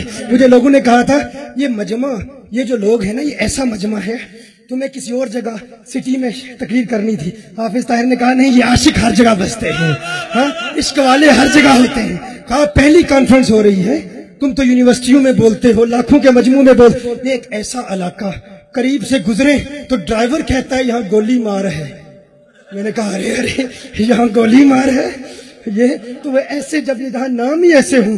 سائنس کی بات تو کوئی سنے گا نہیں، تمہاری تقریروں میں سائنس ہوتی ہے، منطق ہوتا ہے، فلسفہ ہوتا ہے، علمی دلائل ہوتے ہیں۔ میں نے کہا انشاءاللہ تعالی گرچہ میں خانہ سخن کا گدائے جدید ہوں، ہر رنگ کی شراب پیالے میں ہے میرے۔ کیا کہنے ہیں کیا کہنے ہیں؟ حق ہے حق ہے دیسی شراب بھی ہے، دیسی بھی ہے اور ولایتی بھی ہے، الحمدللہ دیسی بھی ہے ولایتی بھی ہے۔ ولایت سے آیا ہوں اور ولایتی بھی ہے۔ ولایتی سے مراد کیا؟ ولیوں والی بھی ہے الحمدللہ، وہ ولایت والی بھی ہے۔ تو میں کہہ رہا تھا جب ان کا دیدار ہوتا ہے پھر انسان کہتا ہے ایک ماہ مدن نورانی بدن نیچی نظریں سب کی خبریں، ایک ماہ مدن نورانی بدن نیچی نظریں سب کی خبریں، وہ دکھا کے پون وہ سنا کے سخن، مورا پھونک گیا سب تن من دھن، سب تن من دھن۔ جب وہ نظر آ جاتے ہیں، کیا کہنے ہیں؟ جب آقا کا دیدار ہو جاتا ہے پھر یہ کیفیت بن جاتی ہے۔ انا اعطینا کل کوثر، محبوب ہم نے آپ کو الکوثر عطا کیا۔ اب جب عطا فرما دیا تو ساری کائنات عطا فرما دی نا۔ میں نے بتا دیا کائنات کا ذرہ ذرہ عطا فرما دیا اور مالک بنا دیا، مالک بنا دیا۔ اللہ ارشاد فرماتے وما ارسلنا من رسول الا لیطاع باذن اللہ، ہم نہیں بھیجتے کسی رسول کو مگر یہ کہ وہ اللہ کے اذن سے مطاع ہوتا ہے، اطاعت کیا جاتا ہے۔ یعنی جہاں جہاں تک نبی کی نبوت کی حد ہوتی ہے ہر اس مقام تک نبی کی اطاعت کی جاتی ہے، مطاع ہوتا ہے، اطاعت کیا جاتا ہے۔ اب سوال یہ پیدا ہوتا ہے کہ حضور کی نبوت کی حد کیا ہے؟ حضور کی نبوت کہاں تک ہے؟ فرمایا ارسلت الی الخلق کافۃ، خلق مصدر ہے، اس پر الف لام تعریف کہا جائے تو مفید استغراق ہوتا ہے، استغراق کا فائدہ دیتا ہے۔ الخلق یعنی ہر وہ چیز جو اللہ کی مخلوق ہے، مجھے ہر اس چیز کی طرف نبی بنا کر بھیجا گیا۔ سبحان اللہ۔ ہاں اب اللہ کی مخلوق کیا ہے؟ چاند بھی اللہ کی مخلوق، ستارے بھی اللہ کی مخلوق، حیوانات بھی اللہ کی مخلوق، جنات بھی اللہ کی مخلوق، نباتات بھی اللہ کی مخلوق، یہ تمام اللہ کی مخلوقات ہیں۔ قرآن میں اللہ نے ارشاد فرمایا جس کی طرف نبی بنا کر بھیجا جائے ہر اس چیز کے لیے نبی کی اطاعت واجب ہے، تو ماننا پڑے گا۔ जिन्नात भी हुजूर की इताअत करते हैं, सूरज भी हुजूर की इताअत करता है, चांद भी हुजूर की इताअत करता है, सितारे भी हुजूर की इताअत करते हैं। क्यों? इन्ना आतैना कल कौसर, महबूब हमने आपको अल कौसर अता किया, यानी सब कुछ अता कर दिया। जब सब कुछ अता कर दिया तो मानना पड़ेगा हर वो चीज जो हुजूर को दी गई, हर वो शे हुजूर की इताअत करती है। चांद भी इताअत करता है, सितारे भी इताअत करते हैं। मैंने आलम ख्याल में एक मर्तबा इस सूरज से पूछ लिया, है सूरज तू मुझे बता उस दिन तुझे क्या हो गया था? सूरज डूबने के बाद उफक पर लौटना तेरी आदत नहीं है, तू कैसे लौट आया था? सूरज ने भी कहा इन्ना आतीना कल कौसर, महबूब को अल्लाह ने अल कौसर अता किया। अल कौसर में हर चीज है। मैं भी हुजूर का गुलाम हूँ, मैं भी हुजूर का नौकर हूँ, मैं भी उनकी गुलामी करता हूँ। अरे मुझे क्यों निकालते हो अल कौसर से? मैं भी तो नौकर हूँ, मैं भी उनके हुक्म का इंतजार करता हूँ। एक दिन मैंने आलम ख्याल में चांद से पूछ लिया, है चांद दो टुकड़े होना तेरी आदत नहीं है, क्या हुआ? बुखारी की हदीस है, हुजूर ने उंगली उठाई, तू दो टुकड़े कैसे हो गया? चांद ने कहा मैं भी हुजूर का गुलाम हूँ, मैं भी हुजूर का नौकर हूँ। इन्ना आतैना कल कौसर, मैं भी इस अल कौसर में शामिल हूँ, मैं भी हुजूर का नौकर हूँ। उनके उंगलियों के इशारों पर कटना मेरा भी जी चाहता है, मेरे दिल में भी तमन्नाएं मचल रही हैं। एक जुमला आ रहा है, गोया के चांद कह रहा है, मैं जानता था सहाबा तलवारों के जरिए आका के हुक्म पर गर्दनें कटवाएंगे, मेरे दिल में तमन्ना थी उंगली के इशारों के जरिए मैं भी कट जाऊं। मैं भी आका का गुलाम हूँ, मैं भी आका का आशिक हूँ, मैं भी उनका दीवाना हूँ। चांद को भी उनसे प्यार है, इतना प्यार है, इतना इश्क है। अब काश मुझे वो शेर याद आ जाए, लुत्फ आ जाए। चांदनी शर्माती है आका का दामन देख कर, चांदनी शर्माती है आका का दामन देख कर, खुल्द ललचा जाएगी तैबा का गुलशन देख कर। अरे मुस्कुराए चांद उनकी एड़ियों को चूम कर, आ गिरे काली कटा जुल्फों का सावन देख। नारे रिसालत, नारे रिसालत, नारे रिसालत। आ गिरे काली गठा जुल्फों का सावन देखकर, है पानी एक मर्तबा तो आका की उंगलियों से निकल रहा था, फवारों की तरह निकल रहा था। है पानी उंगलियों से निकलना तेरी आदत नहीं। पानी ने भी कहा इन्ना आतैना कल कौसरा अल खैर कुल्लहू, मैं भी इस कुल खैर में शामिल हूँ, मैं भी उनका नौकर हूँ, मैं भी उनका गुलाम हूँ, मैं भी उनकी इताअत करता हूँ। मैंने जनाबे याफूर से पूछा, है जनाबे याफूर, लोग आपको दराज गोश कहते हैं, लोग आपको गधा कहते हैं, मैं हजरत याफूर कहता हूँ। मेरे मुर्शिद फैजी करीम मंजूर अहमद फैजी बैहकी ये वक्त कहते थे, फतवा देने वालों फतवे दो। मैं हुजूर के दराज गोश को भी हजरत याफूर कहता हूँ। मैंने हजरत याफूर से पूछा, एक दिन आका की बारगाह में आप हाजिर हैं, अरबी में कलाम कर रहे हैं, अरबी कहाँ से सीखी? जनाबे याफूर ने कहा आका की निगाहों का असर है, मैं भी उनका गुलाम हूँ, वो जिस जुबान में बात करवाना चाहे करवा सकते हैं। मैंने एक दिन एक हिरन से आलम ख्याल में पूछा, है हिरन तू या रसूल अल्लाह कैसे कहती है, तू आका की इताअत कैसे करती है? कहा मैं भी हुजूर की गुलाम हूँ। इन्ना आतैना कल कौसर, मैं क्यों ना कहूँ कि उनके हाथ में हर कुंजी है, मालिक कुल कहलाते ये हैं, रब है मौती ये है कासिम, रिज़्क़ उसका है खिलाते ये हैं, ठंडा ठंडा मीठा मीठा पीते हम हैं, पिलाते ये है। इन्ना आतैना कल कौसर, सारी कसरत पाते ये हैं। नारे रिसालत, नारे रिसालत, लब्बैक लब्बैक लब्बैक या रसूल अल्लाह, लब्बैक लब्बैक लब्बैक या रसूल अल्लाह, लब्बैक लब्बैक लब्बैक या रसूल अल्लाह।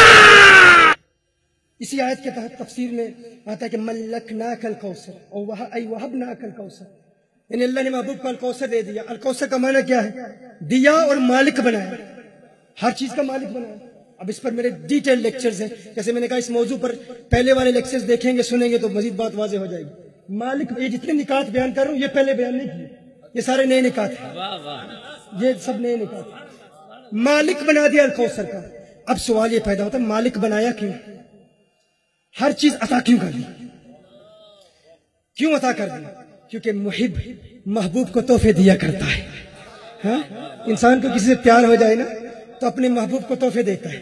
رب جانتا ہے دنیا میں بہت محب ایسے ہیں مجازی محبت والے. کوئی اپنے محبوب کو جب تحفہ دے گا یا تحفہ دینے کا دعویٰ کرے گا, کلیم کرے گا, محبوب تو چاہے, اکثر مجازی محبت والے کہتے ہیں محبوب تو چاہے تو تیرے پیار میں سب کچھ کر دوں. کیا کر دوں؟ ایسی باتیں کہہ دیتے ہیں, جانتے ہیں یہ کہنے کی باتیں ہیں, کر کوئی نہیں سکتا. ہاں دیکھیے ماشاءاللہ میں نے ابھی اشارہ, یہ بات صاحب اشارت کے لیے تھی, صاحب صراحت کے لیے نہیں تھی. میں آپ کی واہ پر آپ کو واہ کہتا ہوں. میں نے ابھی بات شروع ہی نہیں کی, منزل تک پہلے ہی پہنچ چکے ہیں. اللہ آپ کو سلامت رکھے. دیکھیے محب اپنے محبوب کو اکثر کہتا ہے میرے پیارے, ہے میرے محبوب, تو چاہے تیرے پیار میں آسمان سے تارے توڑ کے لا سکتا ہے. ہاں لیکن اللہ جانتا ہے کہ محب اپنے محبوب کو کہا کرے گا ہے میرے پیارے, ہے میرے محبوب, تو چاہے تو ایک مرتبہ کہہ, تو ایک مرتبہ حکم تو دے, تیرے پیار میں آسمان سے تارے توڑ کے لا سکتا ہوں, چاند توڑ کے لا سکتا ہوں. محب کہتے تو ہیں لیکن جانتے ہیں جھوٹ بول رہے ہیں, پتہ ہے جھوٹ بول رہے ہیں. کہتا ہر کوئی ہے, کرتا کوئی نہیں ہے. یہ کہنے کی باتیں ہیں, کرنے کی باتیں نہیں ہیں. کیا کبھی کسی نے آسمان سے تارے توڑ کے اپنے محبوب کو دیے ہیں؟ کبھی ایسا ہوا ہے؟ نہیں ہوا. رب جانتا ہے لوگ کہیں گے, ایسے محاورے بنیں گے, ایسی شاعری بھی ہوگی, لیکن یہ مجازی محبت والوں کے دعوے ہیں, ہے مجازی محبت والے. اللہ فرماتا ہے مجھے اپنے محبوب سے پیار ہے میرے محبوب. لوگ کہا کریں گے محبوب سے, محبوب تیرے پیار میں چاند لا سکتا ہوں, کہیں گے کرے گا کوئی نہیں, لیکن میرے محبوب ایک مرتبہ انگلی اٹھا کے دیکھ, تیرے پیار میں چاند کو 2 ٹکڑے نہ کر دوں.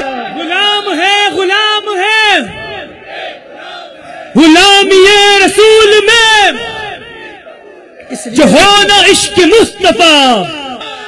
یہ مقام ہے. جزاکم اللہ. اس وقت عشق کی پیاس ہے. کہا پانی تو نہیں پینا, ارے کہا پانی نہیں پینا, میں پانی پر ہی بات کر دیتا ہوں. ہاں جب عشق کی پیاس لگتی ہے تو پانی پھر وہ پیاس بجھا نہیں سکتا. دنیا کے سارے دریاؤں کا پانی دے دو, عشق کی پیاس دیدار مصطفیٰ سے بجھتی ہے. ہاں حضرت سیدنا یہاں پر ایک اور بات بتا دوں. علامہ اسماعیل حقی رحمت اللہ تعالی علیہ ایک پریشانی لاحق ہوئی, پریشان ہو گئے. دیکھا کہ جب مومن مرتا ہے نا, جب مومن مرتا ہے تو اس کی روح جب قبض کی جاتی ہے, بڑی آسانی سے قبض کی جاتی ہے, کوئی تکلیف نہیں ہوتی. حیران ہو گئے, پریشان ہو گئے, یہ کیسے ممکن ہے؟ ارے ہم نے تو لوگوں کو نزا کی سختیوں میں مبتلا ہوتے ہوئے دیکھا. ہاں آنکھیں نکل آتی ہیں, زبانیں باہر نکل آتی ہیں, چیخیں نکل آتی ہیں, بڑی تکلیف سے لوگ گزرتے ہیں. حیران تھے علامہ اسماعیل حقی رحمۃ اللہ تعالی. اسی پریشانی میں نیند آ گئی, سو گئے. قسمت نے انگڑائی لی. کونین کے والی, خسرو خوباں, سیاح لامکاں, نازش ہر دو جہاں, صلی اللہ علیہ وسلم نے دیدار کرایا. آقا کا دیدار کیا. آقا نے فرمایا سورہ یوسف کی تلاوت کر, سورہ یوسف کی تلاوت کر. پریشان تھے, حیران تھے کہ جب انسان مرتا ہے تو تکلیف کیسے نہیں ہوتی, یہ کیسے ممکن ہے؟ جب روح قبض کی جاتی ہے, جب انسان نزا کی سختی میں مبتلا ہوتا ہے تو یہ بڑی مشکل منزل ہے. آقا نے ارشاد فرمایا سورہ یوسف تلاوت کر. صبح اٹھے, آنکھ کھلی, سورہ یوسف تلاوت کر. تو پہلی آیت اس پر نظر پڑی, وہ کیا تھی؟ قطعنا ایدیہن. مصر کی عورتوں نے جب حضرت یوسف علیہ السلام کو دیکھا, ہاتھ میں سیب تھے, ہاتھ میں چھریاں تھیں, انگلیاں کٹ گئی. حسن یوسف میں ایسی مبہوت ہو گئی, حسن یوسف کو دیکھ کر ایسے بے ہوش ہو گئی, انگلیاں کٹ گئی, اف تک نہ کی, درد نہ ہوا, تکلیف نہ ہوئی. علامہ اسماعیل حقی نے بات سمجھ لی کہ حضور نے کس طرف اشارہ فرمایا ہے.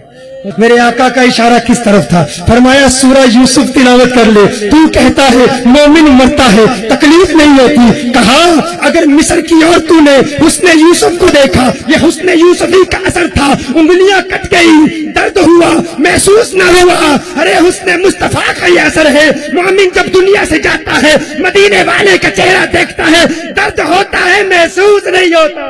نعرہ رسالت, نعرہ رسالت. یہ مقام ہے. جزاکم اللہ. یہ اس وقت عشق کی پیاس ہے. کہا پانی تو نہیں پینا, ارے کہا پانی نہیں کہنا، میں پانی پر ہی بات کر دیتا ہوں. ہاں جب عشق کی پیاس لگتی ہے تو پانی پھر وہ پیاس بجھا نہیں سکتا. دنیا کے سارے دریاؤں کا پانی دے دو، عشق کی پیاس دیدار مصطفیٰ سے بجھتی ہے. ہاں حضرت سیدنا یہاں پر ایک اور بات بتا دوں. علامہ اسماعیل حقی رحمت اللہ تعالی علیہ ایک پریشانی لائے، پریشان ہو گئے. دیکھا کہ جب مومن مرتا ہے نا، جب مومن مرتا ہے تو اس کی روح جب قبض کی جاتی ہے بڑی آسانی سے قبض کی جاتی ہے، کوئی تکلیف نہیں ہے. حیران ہو گئے، پریشان ہو گئے، یہ کیسے ممکن ہے؟ ارے ہم نے تو لوگوں کو نزع کی سختیوں میں مبتلا ہوتے ہوئے دیکھا.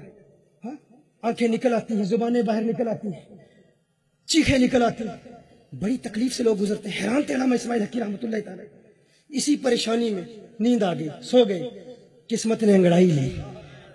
کونین کے والی، خسرو خوباں، سیاح لامکاں، نازش ہر دو جہاں صلی اللہ علیہ وسلم نے دیدار کرایا. آقا کا دیدار کیا.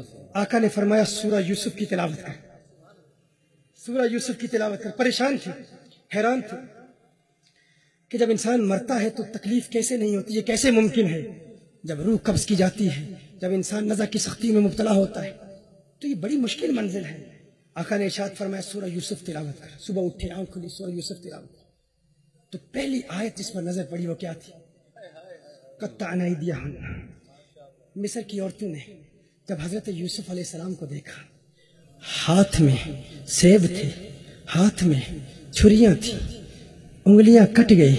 حسن یوسف میں ایسی مبہوت ہو گئی، حسن یوسف کو دیکھ کر ایسے بے ہوش ہو گئی، انگلیاں کٹ گئی، اف تک نہ کی، درد نہ ہوا، تکلیف نہ ہوئی. علامہ اسماعیل حقی نے بات سمجھ لی کہ حضور نے کس طرف اشارہ فرمایا ہے. میرے آقا کا اشارہ کس طرف تھا؟ فرمایا سورہ یوسف تلاوت کر لے. تو کہتا ہے مومن مرتا ہے تکلیف نہیں ہوتی. کہا اگر مصر کی عورتوں نے حسن یوسف کو دیکھا، یہ حسن یوسفی کا اثر تھا. انگلیاں کٹ گئی، درد ہوا، محسوس نہ ہوا. ارے حسن مصطفیٰ کا یہ اثر ہے. مومن جب دنیا سے جاتا ہے، مدینے والے کا چہرہ دیکھتا ہے، درد ہوتا ہے، محسوس نہیں ہوتا. نعرہ رسالت، نعرہ رسالت. حضرت زیاد رضی اللہ تعالیٰ عنہ غزوہ احد میں زخموں سے چور چور ہیں، بڑی تکلیف میں ہیں، بڑی پریشانی میں ہیں، بہت درد محسوس کر رہے ہیں. درد اس قدر ہے، اس قدر شدید درد ہے کہ ان کی آواز دور دور تک پہنچ رہی ہے. اچانک سیدہ عائشہ رضی اللہ تعالیٰ عنہ حضرت زیاد رضی اللہ تعالیٰ عنہ کو دیکھتی ہیں، قریب آتی ہیں. ارے یہ تو عاشق مصطفیٰ ہیں، یہ تو حضور اکرم صلی اللہ علیہ وسلم کے عاشق ہیں. دیکھتی ہیں کہ یہ تو آخری سانسیں لے رہے ہیں، یہ تو اس دنیا سے جا رہے ہیں. انہوں نے پانی کا ذکر کیا تو مجھے یہ واقعہ یاد آ گیا. فوراً پانی پلاتی ہیں. حضرت زیاد رضی اللہ تعالیٰ عنہ کی پیاس پانی سے کیسے بجھ سکتی ہے؟ وہ عاشق مصطفیٰ ہیں. وہ کہتے ہیں اے عائشہ اب میری ایک ہی تمنا ہے، اے ام المؤمنین اب میری ایک ہی آرزو ہے، میری ایک ہی خواہش ہے، کاش کوئی میرے آقا کو بلا کے لے آئے، پیغام دے دے غلام دنیا سے جا رہا ہے. ایک تمنا، ایک آرزو، ایک خواہش، کچھ نہیں مانگتا. کوئی دنیا کا پانی میری پیاس نہیں بجھا سکتا، دنیا کے دریا میری پیاس نہیں بجھا سکتے. اب ان آنکھوں کی پیاس بجھے گی تو دیدار مصطفیٰ سے بجھے گی. کوئی آقا کو بلا کے لائے. سیدہ عائشہ فوراً آقا کی بارگاہ میں حاضر ہوتی ہے. یا رسول اللہ، آقا دیکھیے آپ کا غلام دنیا سے جا رہا ہے، آپ کو پکار رہا ہے. کونین کے والی فوراً آپ نے عاشق کے سرہانے آتے ہیں. عاشق انتظار کر رہا ہے. انتظار میں حضرت زیاد کی آنکھیں بند ہو جاتی ہیں، ابھی آنکھیں بند ہو چکی ہیں. آقا سرہانے تشریف لاتے ہیں، فرماتے ہیں دیکھ زیاد، دیکھ زیاد، تیرا پیار آ گیا ہے، تیرا محبوب آ گیا ہے. حضرت زیاد رضی اللہ تعالی عنہ کی جاتی ہوئی روح گویا اپنے محبوب کی آواز سن کے فوراً لوٹ آتی ہے. آنکھیں کھولتے ہیں، آقا کا دیدار کرتے ہیں، عرض کرتے ہیں یا رسول اللہ صلی اللہ علیہ وسلم، آقا آپ کی قدم بوسی کرنا چاہتا ہوں. بڑی تکلیف ہوتی ہے، جسم کو گھسیٹ کے آقا کے قدموں میں گر جاتے ہیں. کہتے ہیں رضیت باللہ ربا وبالاسلام دینا وبمحمد نبیا. آقا فرماتے ہیں اے زیاد کوئی آخری تمنا، کوئی آخری آرزو؟ حضرت زیاد کہتے ہیں یا رسول اللہ آقا ایک ہی تمنا ہے، ایک ہی آرزو ہے. اب یہی جملے مکمل نہیں ہوتے، زبان کی حرکت بند ہو جاتی ہے، کچھ مزید نہیں کہہ پاتے. آقا کے قدموں میں گر جاتے ہیں. گرتے ہوئے پھر ہمت جمع کرتے کرتے ہیں، ایک جملہ زبان سے نکلتا ہے جو قیامت تک آنے والے عاشقوں کے لیے معیار محبت بن جاتا ہے۔ وہ جملہ کیا ہے؟ حضرت زیاد کہتے ہیں فزتو برب الکعبہ، فزتو برب الکعبہ، فزتو برب الکعبہ۔ ارے لوگوں، تم سمجھتے ہو دولت حاصل کر لی تو کامیابی مل گئی، تم سمجھتے ہو عزت مل گئی تو کامیابی مل گئی، تم سمجھتے ہو نام مل گیا کامیابی مل گئی، شہرت مل گئی کامیابی مل گئی۔ اس دیوانے نے کہا، صحابی رسول نے کہا، عاشق مصطفیٰ نے کہا یا رسول اللہ، لوگوں کے لیے معیار کامیابی یہ ہے انہیں شہرت مل جائے، دولت مل جائے، عزت مل جائے، آپ کے دیوانے کے لیے کامیابی یہ ہے فزتو برب الکعبہ، آپ کے قدموں میں موت مل گئی، میں کامیاب ہو گیا۔ سلام پیش کرتے ہیں ان عاشقوں کی بارگاہ میں جنہوں نے یہ کہا میں وہ سنی ہو جمیلے قادری، مرنے کے بعد میرا لاشا بھی کہے گا الصلاۃ والسلام۔ نعرہ رسالت، نعرہ رسالت۔ جو عاشق کی پیاس بجھتی ہے پانی سے نہیں بجھتی، وہ دیدار مصطفیٰ سے بجھتی ہے۔ یوں عاشق دنیا سے رخصت ہوتے ہیں۔ یہ بھی خیال گزرتا ہے کہ تم اتنی شان بیان کرتے ہو آقا کی، یوں عظمتیں بیان کرتے ہو، ایسا ممکن کیسے ہے کہ آقا کو اللہ اتنی عظمتیں عطا فرمائے؟ اب میں چونکہ یورپ میں رہتا ہوں، برطانیہ میں لیکچرز ہوتے ہیں، وہاں پر بے شمار مستشرقین اسلام پر اعتراض کرتے ہوئے جو کچھ وہ لکھتے ہیں، کچھ نام نہاد مسلمان بھی پڑھ کے اسی کو استعمال کرتے ہیں اور پھر اسلام پر تنقید کرتے ہیں، اور یہ کہہ دیا جاتا ہے کہ حضور اکرم صلی اللہ علیہ وسلم، ارے وہ تو ہماری طرح ہے، ہم میں اور ان میں فرق کیا؟ میں کہتا ہوں بھائی حضور اکرم صلی اللہ علیہ وسلم عام انسانوں کی طرح ہوں، یہ تو ہو ہی نہیں سکتا، ناممکن ہے۔ انبیاء بھی حضور کی شان کا مقابلہ نہیں کر سکتے، کوئی نبی بھی حضور کی شان کا مقابلہ نہیں کر سکتا، ناممکن ہے۔ اب یہ تھوڑا سا اس پانی سے رخ بدل گئے گفتگو کا، ہاں کچھ دیدار مصطفیٰ صلی اللہ علیہ وسلم کے حوالے سے دو چار باتیں عرض کر دیں۔ دیکھیے اللہ جل وعلا قرآن میں ارشاد فرماتا ہے وَإِذْ قُلْتُمْ يَا مُوسَىٰ لَن نُؤْمِنَ لَكَ حَتَّىٰ نَرَى اللَّهَ جَهْرَةً۔ حضرت موسیٰ علیہ السلام کی قوم نے موسیٰ علیہ السلام سے کہا تھا، ہے موسیٰ ہم اس وقت تک اللہ پر ایمان نہیں لائیں گے جب تک اللہ کو دیکھ نہ لیں، جب تک اللہ کو دیکھ نہ لیں اس وقت تک اللہ پر ہم ایمان نہیں لاتے۔ آج دنیا بھر میں آپ ہر طرف دیکھیں آپ کو غیر مسلموں کی عبادت گاہیں نظر آئیں گی، کہیں چرچز نظر آئیں گے، کہیں مندر نظر آئیں گے، گرجا گھر نظر آئیں گے، سینیگاگز نظر آئیں گے۔ یہ غیر مسلموں کی عبادت گاہیں کیا پیغام دے رہے ہیں؟ پیغام یہی ہے، اس میں تو کوئی شک نہیں، ہمیشہ سے لوگ اللہ کے متلاشی ہیں، اللہ کو تلاش ضرور کر رہے ہیں۔ اللہ کی تلاش، اللہ کی جستجو، اللہ کو دیکھنے کی تمنا، یہ انسان کی فطرت میں ودیت کر دی گئی ہے، رکھ دی گئی ہے۔ ہر چند کے جو لوگ تلاش کرتے رہے انہوں نے خطائیں کی، غلطی کی، تلاش نہیں کر پائے۔ کوئی مندر میں تلاش کر رہا ہے، کوئی اللہ کو چرچ میں تلاش کر رہا ہے۔ لوگوں نے ٹھوکر کھائی، اس میں کوئی شک نہیں، لیکن یہ بات تو ہے نا کہ ہمیشہ سے لوگوں کے اندر اللہ کی جستجو ہے، لوگ دیکھنا چاہتے ہیں، اللہ کے دیدار کی تمنا ہے، یہ آرزو ہر شخص میں ہمیشہ سے رہی ہے۔ اسی وجہ سے پوری دنیا میں مندر ہیں، دیگر عبادت گاہیں ہیں، اور ماضی کے انبیاء، ان کی امتیں اپنے انبیاء سے یہ سوال بھی کیا کرتے تھے، اگر آپ نے اللہ کو دیکھا ہے تو ہمیں بھی دکھاؤ، اگر آپ نے اللہ کو دیکھا ہے تو ہمیں بھی دکھاؤ۔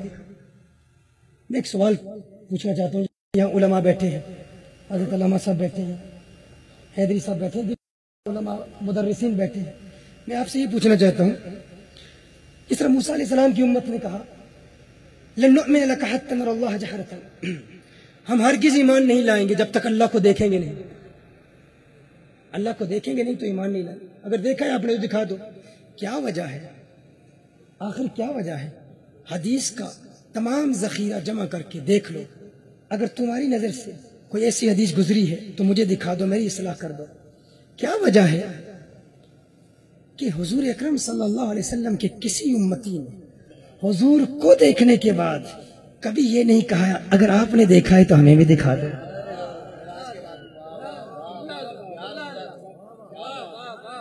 اب میں نہیں جانتا میری یہ بات ہوا میں پرواز کر گئی ہے تمہارے دلوں میں اتری ہے. میں دیکھنا چاہتا ہوں. میں بڑا شکی قسم کا خطیب ہوں. آپ کو یہ بھی بتا دوں مجھے شک لاحق ہو جاتا ہے. خام میں اگر دیکھوں نا کوئی گھور گھور کے دیکھ رہا ہے تو میری تقریر کا سارا رخ ہی بدل جاتا ہے. پہلے بڑی سمجھ کے سوچ کے بڑی احتیاط سے گفتگو کی جاتی ہے، لیکن کبھی اگر دیکھوں کہ کوئی صلح کلی بیٹھا ہے یا کوئی گستاخ بیٹھا ہے، میں دیکھتا ہوں. میں تحریریں جبینوں پر آپ کے ماتوں کی تحریریں پڑھا کرتا ہوں. میں دیکھتا ہوں میرے کس جملے سے کس کے کلیجے میں دراڑ آ جاتی ہے اور کس کے چہرے پہ بہار آ جاتی ہے. میں دیکھنا چاہ رہا ہوں کس کے چہرے پر بہار آ رہی ہے.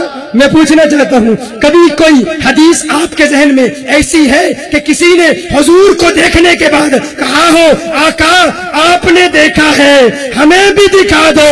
نہیں، کیونکہ جس نے حضور کو دیکھا اس نے خدا کو دیکھ لیا. پنجابی شاعر کہتا ہے جنہ اکھاں دل پر ڈٹھا وہ اکھاں تک لیا. جنہ اکھاں طاہر صاحب پنجاب میں جاتے ہو ہندوستان میں نے پنجابی شعر پڑھے. لوگوں نے کہا ان کے لیے نہیں ہے، انہیں سمجھ میں نہیں آتے. مجھے بتایا گیا ہے کراچی والے کچھ پنجابی سمجھتے ہیں. شاعر کہتا ہے جنہ اکھاں دل بھر جٹھا او اکھاں تک لئیاں تو ملیا تے سجن بھی ملیا ہن آساں لگ پئیاں. تو ملیا تے سجن بھی ملیا ہن آساں لگ پئیاں. من رہانی فقد رہا الحق، جس نے مصطفیٰ کو دیکھا اس نے اللہ کے جلووں کو دیکھ لیا.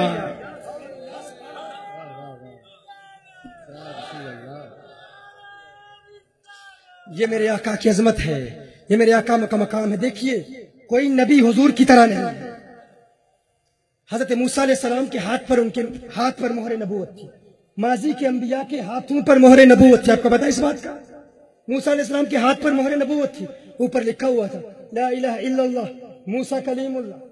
حضرت عیسیٰ علیہ السلام کے ہاتھ پر مہر نبوت تھی. لکھا ہوا تھا لا الہ الا اللہ عیسیٰ روح اللہ. یعنی جو بھی حضرت موسیٰ علیہ السلام سے مصافحہ کرتا، ملاقات کرتا، دیکھ لیتا مہر نبوت ہے، پہچان لیتا اللہ کا نبی ہے. عیسیٰ علیہ السلام سے مصافحہ کرتا، مہر نبوت دیکھتا، پہچان لیتا اللہ کا نبی ہے. دیگر انبیاء سے مصافحہ کرتا، پہچان لیتا اللہ کا نبی ہے. سوال یہ پیدا ہوتا ہے میرے آقا آپ کے ہاتھ پر مہر نبوت کیوں نہ تھی؟ کہا محبوب تیرا چہرہ ہی ایسا خوبصورت ہے، ارے دیکھنے والا ہو ہی نہیں سکتا تجھے دیکھ کر کہے میں پہچانتا نہیں ہوں. جو دیکھے گا کہے گا لا الہ الا اللہ محمد رسول اللہ. نعرہ رسالت، نعرہ رسالت، نعرہ رسالت، نعرہ رسالت.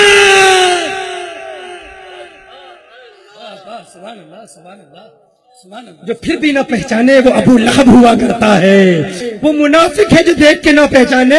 جو عاشق ہوتا ہے محبوب اسے مہر نبوت دیکھنے کی حاجت ہی نہیں. تیرا چہرہ ہی اتنا سونا ہے پیارے تو تیرے چہرے کو دیکھ لے گا، پہچان لے گا. سبحان اللہ سبحان اللہ محبوب کا حسن ہے، سبحان اللہ یہ سبحان محبوب کا حسن ہے. اللہ اللہ سبحان اللہ سبحان تم اللہ. کہتے ہو.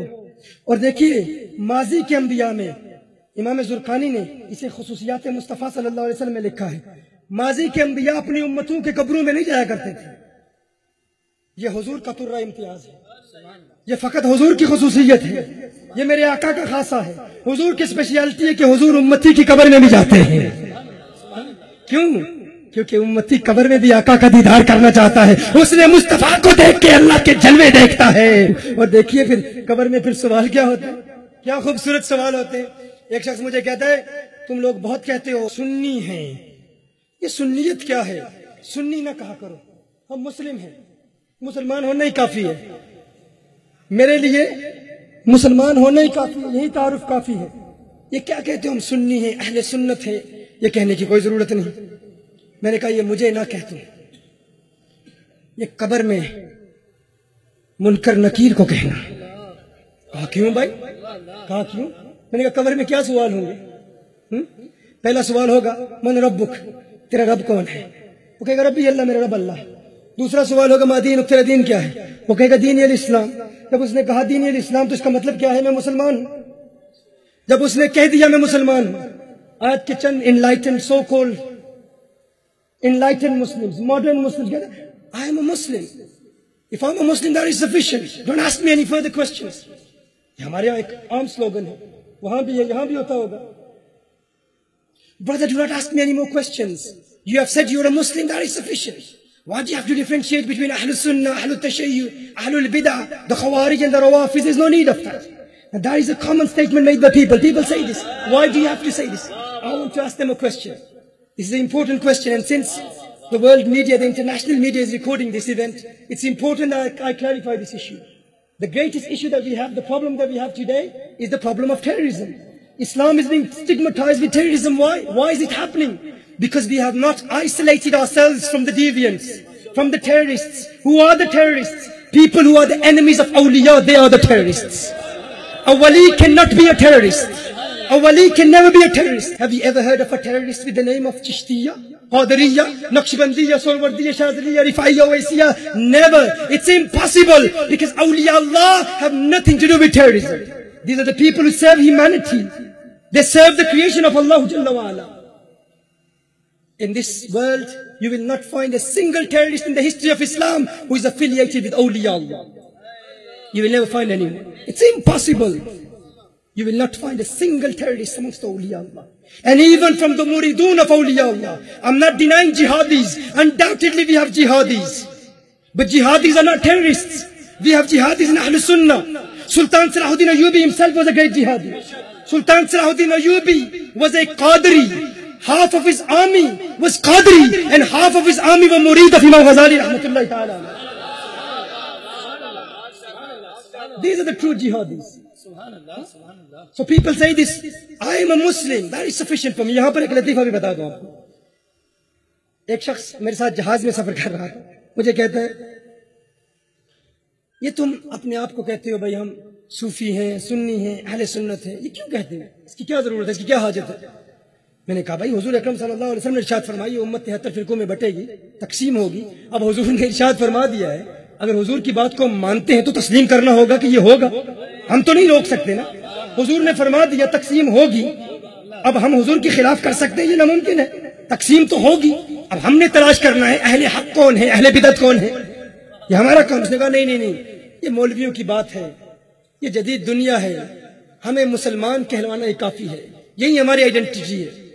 مجھے بھی تھکاوٹ تھی, تھکا ہوا تھا. میں نے کہا اب اس پر کیا وقت برباد کروں. وہ کہتے ہیں مورکھنو کی پند نصیحت, پتھرنو کے پالا, دودھ اندر کاگ نوہا, یہ انت کالے دا کالا. دودھ کے اندر کوا ڈال دے اس نیت سے کہ اس کا رنگ بدل جائے گا, وہ سفید نہیں ہوگا, وہ جیسا تھا ویسا ہی رہے گا. مورکھنو کی پند نصیحت, پتھرنو کے پالا, دودھ اندر کاگ نوہا, یہ انت کالے دا کالا. اس کا چونکہ ختم اللہ علی قلوبہم, میں نے کہا رہنے دو اس کو. میں سو گیا. جب ایئرپورٹ میں ہم پہنچے نا, تو وہاں پر آگے لوگ پھر وہ آفیسرز تھے, وہ پاسپورٹ چیک کرتے ہیں. میرا پاسپورٹ چیک کیا, مجھے دیکھا, اس نے مجھ سے کچھ چند سوالات کیے, کوسچنز کیے. تو میں نے جو جوابات تھے, ہمارا تعلق تحریک کنز الہدیٰ سے ہے, ہماری آرگنائزیشن, اکثر لوگ وہاں پر ایئرپورٹس پر جانتے بھی, ہمارے دورے پوری دنیا کے ہوتے ہیں. میں جب چلا گیا تو پولیس والے نے اسے پکڑا, اس سے سوالات شروع کر دیے. تیرا نام کیا؟ اس نے نام بتایا. کون سے فرقے سے تعلق؟ اس نے کہا میں مسلم ہوں. انہوں نے کہا وہ تو ہم بھی جانتے ہیں تو مسلم ہے. کون سی مسجد میں نماز پڑھتا ہے؟ کہاں نماز پڑھتا ہے؟ کہاں عبادت کرتا ہے؟ اس نے پہلے سمجھانے کی کوشش کی, انہیں بتانے لگا میں مسلم ہوں. اسے پتا تھا میرے ساتھ اس کی بحث ہو چکی ہے, میں تھوڑا سا آگے کھڑا تھا. آخر جب اس سے یہ شک لاحق ہوا, یہ ڈر ہوا کہ اب یہ کہیں مجھے گرفتار نہ کر لیں, کہیں ٹیررسٹ نہ کہیں, اس نے کہا وہ جو پیر صاحب جا رہے ہیں نا, جو ان کا عقیدہ ہے وہی سنی بریلوی میرا عقیدہ ہے, میرا عقیدہ وہی ہے. میں نے کہا عقل کے اندھے, جب ناموس مصطفیٰ کا مسئلہ تھا اس وقت تو خود کو مسلم کہتا تھا. اب جب دہشت کی آگ تیرے گھر کی دہلیز تک پہنچ گئی, اب تجھے سنی یاد آئے, اب تجھے اعلی حضرت یاد آئے, اب تجھے غوث اعظم یاد آئے, اب تجھے صوفی یاد آئے. میرے آقا کو اپنی ذات کے لیے استعمال کرنے والے سو کالڈ انلائٹن مسلم, تیرا دین سے کوئی تعلق ہی نہیں ہے. لبیک لبیک لبیک یا رسول اللہ, لبیک لبیک لبیک یا رسول اللہ, لبیک لبیک لبیک یا رسول اللہ, لبیک لبیک لبیک یا رسول اللہ, لبیک لبیک لبیک یا رسول اللہ, لبیک لبیک لبیک یا رسول اللہ.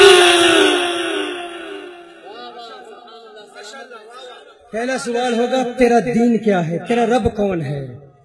دوسرا سوال ہوگا تیرا دین کیا ہے؟ وہ کہے گا دینی الاسلام۔ جب اس نے کہہ لیا دینی الاسلام، میں مسلم ہوں، میں مسلمان ہوں، اب مجھے بتاؤ اگر کوئی مسلمان ہے تو اسلام میں حضور ہے یا نہیں؟ ہاں، جب اس نے کہہ دیا میں مسلمان ہوں، انا مسلم دینی الاسلام، مصدر باب فعل کا، اس میں فاعل مسلم ہے، وہ کہہ دیا اس نے میں مسلمان ہوں۔ اب منکر نکیر تیسرا سوال کیوں پوچھ رہے ہیں؟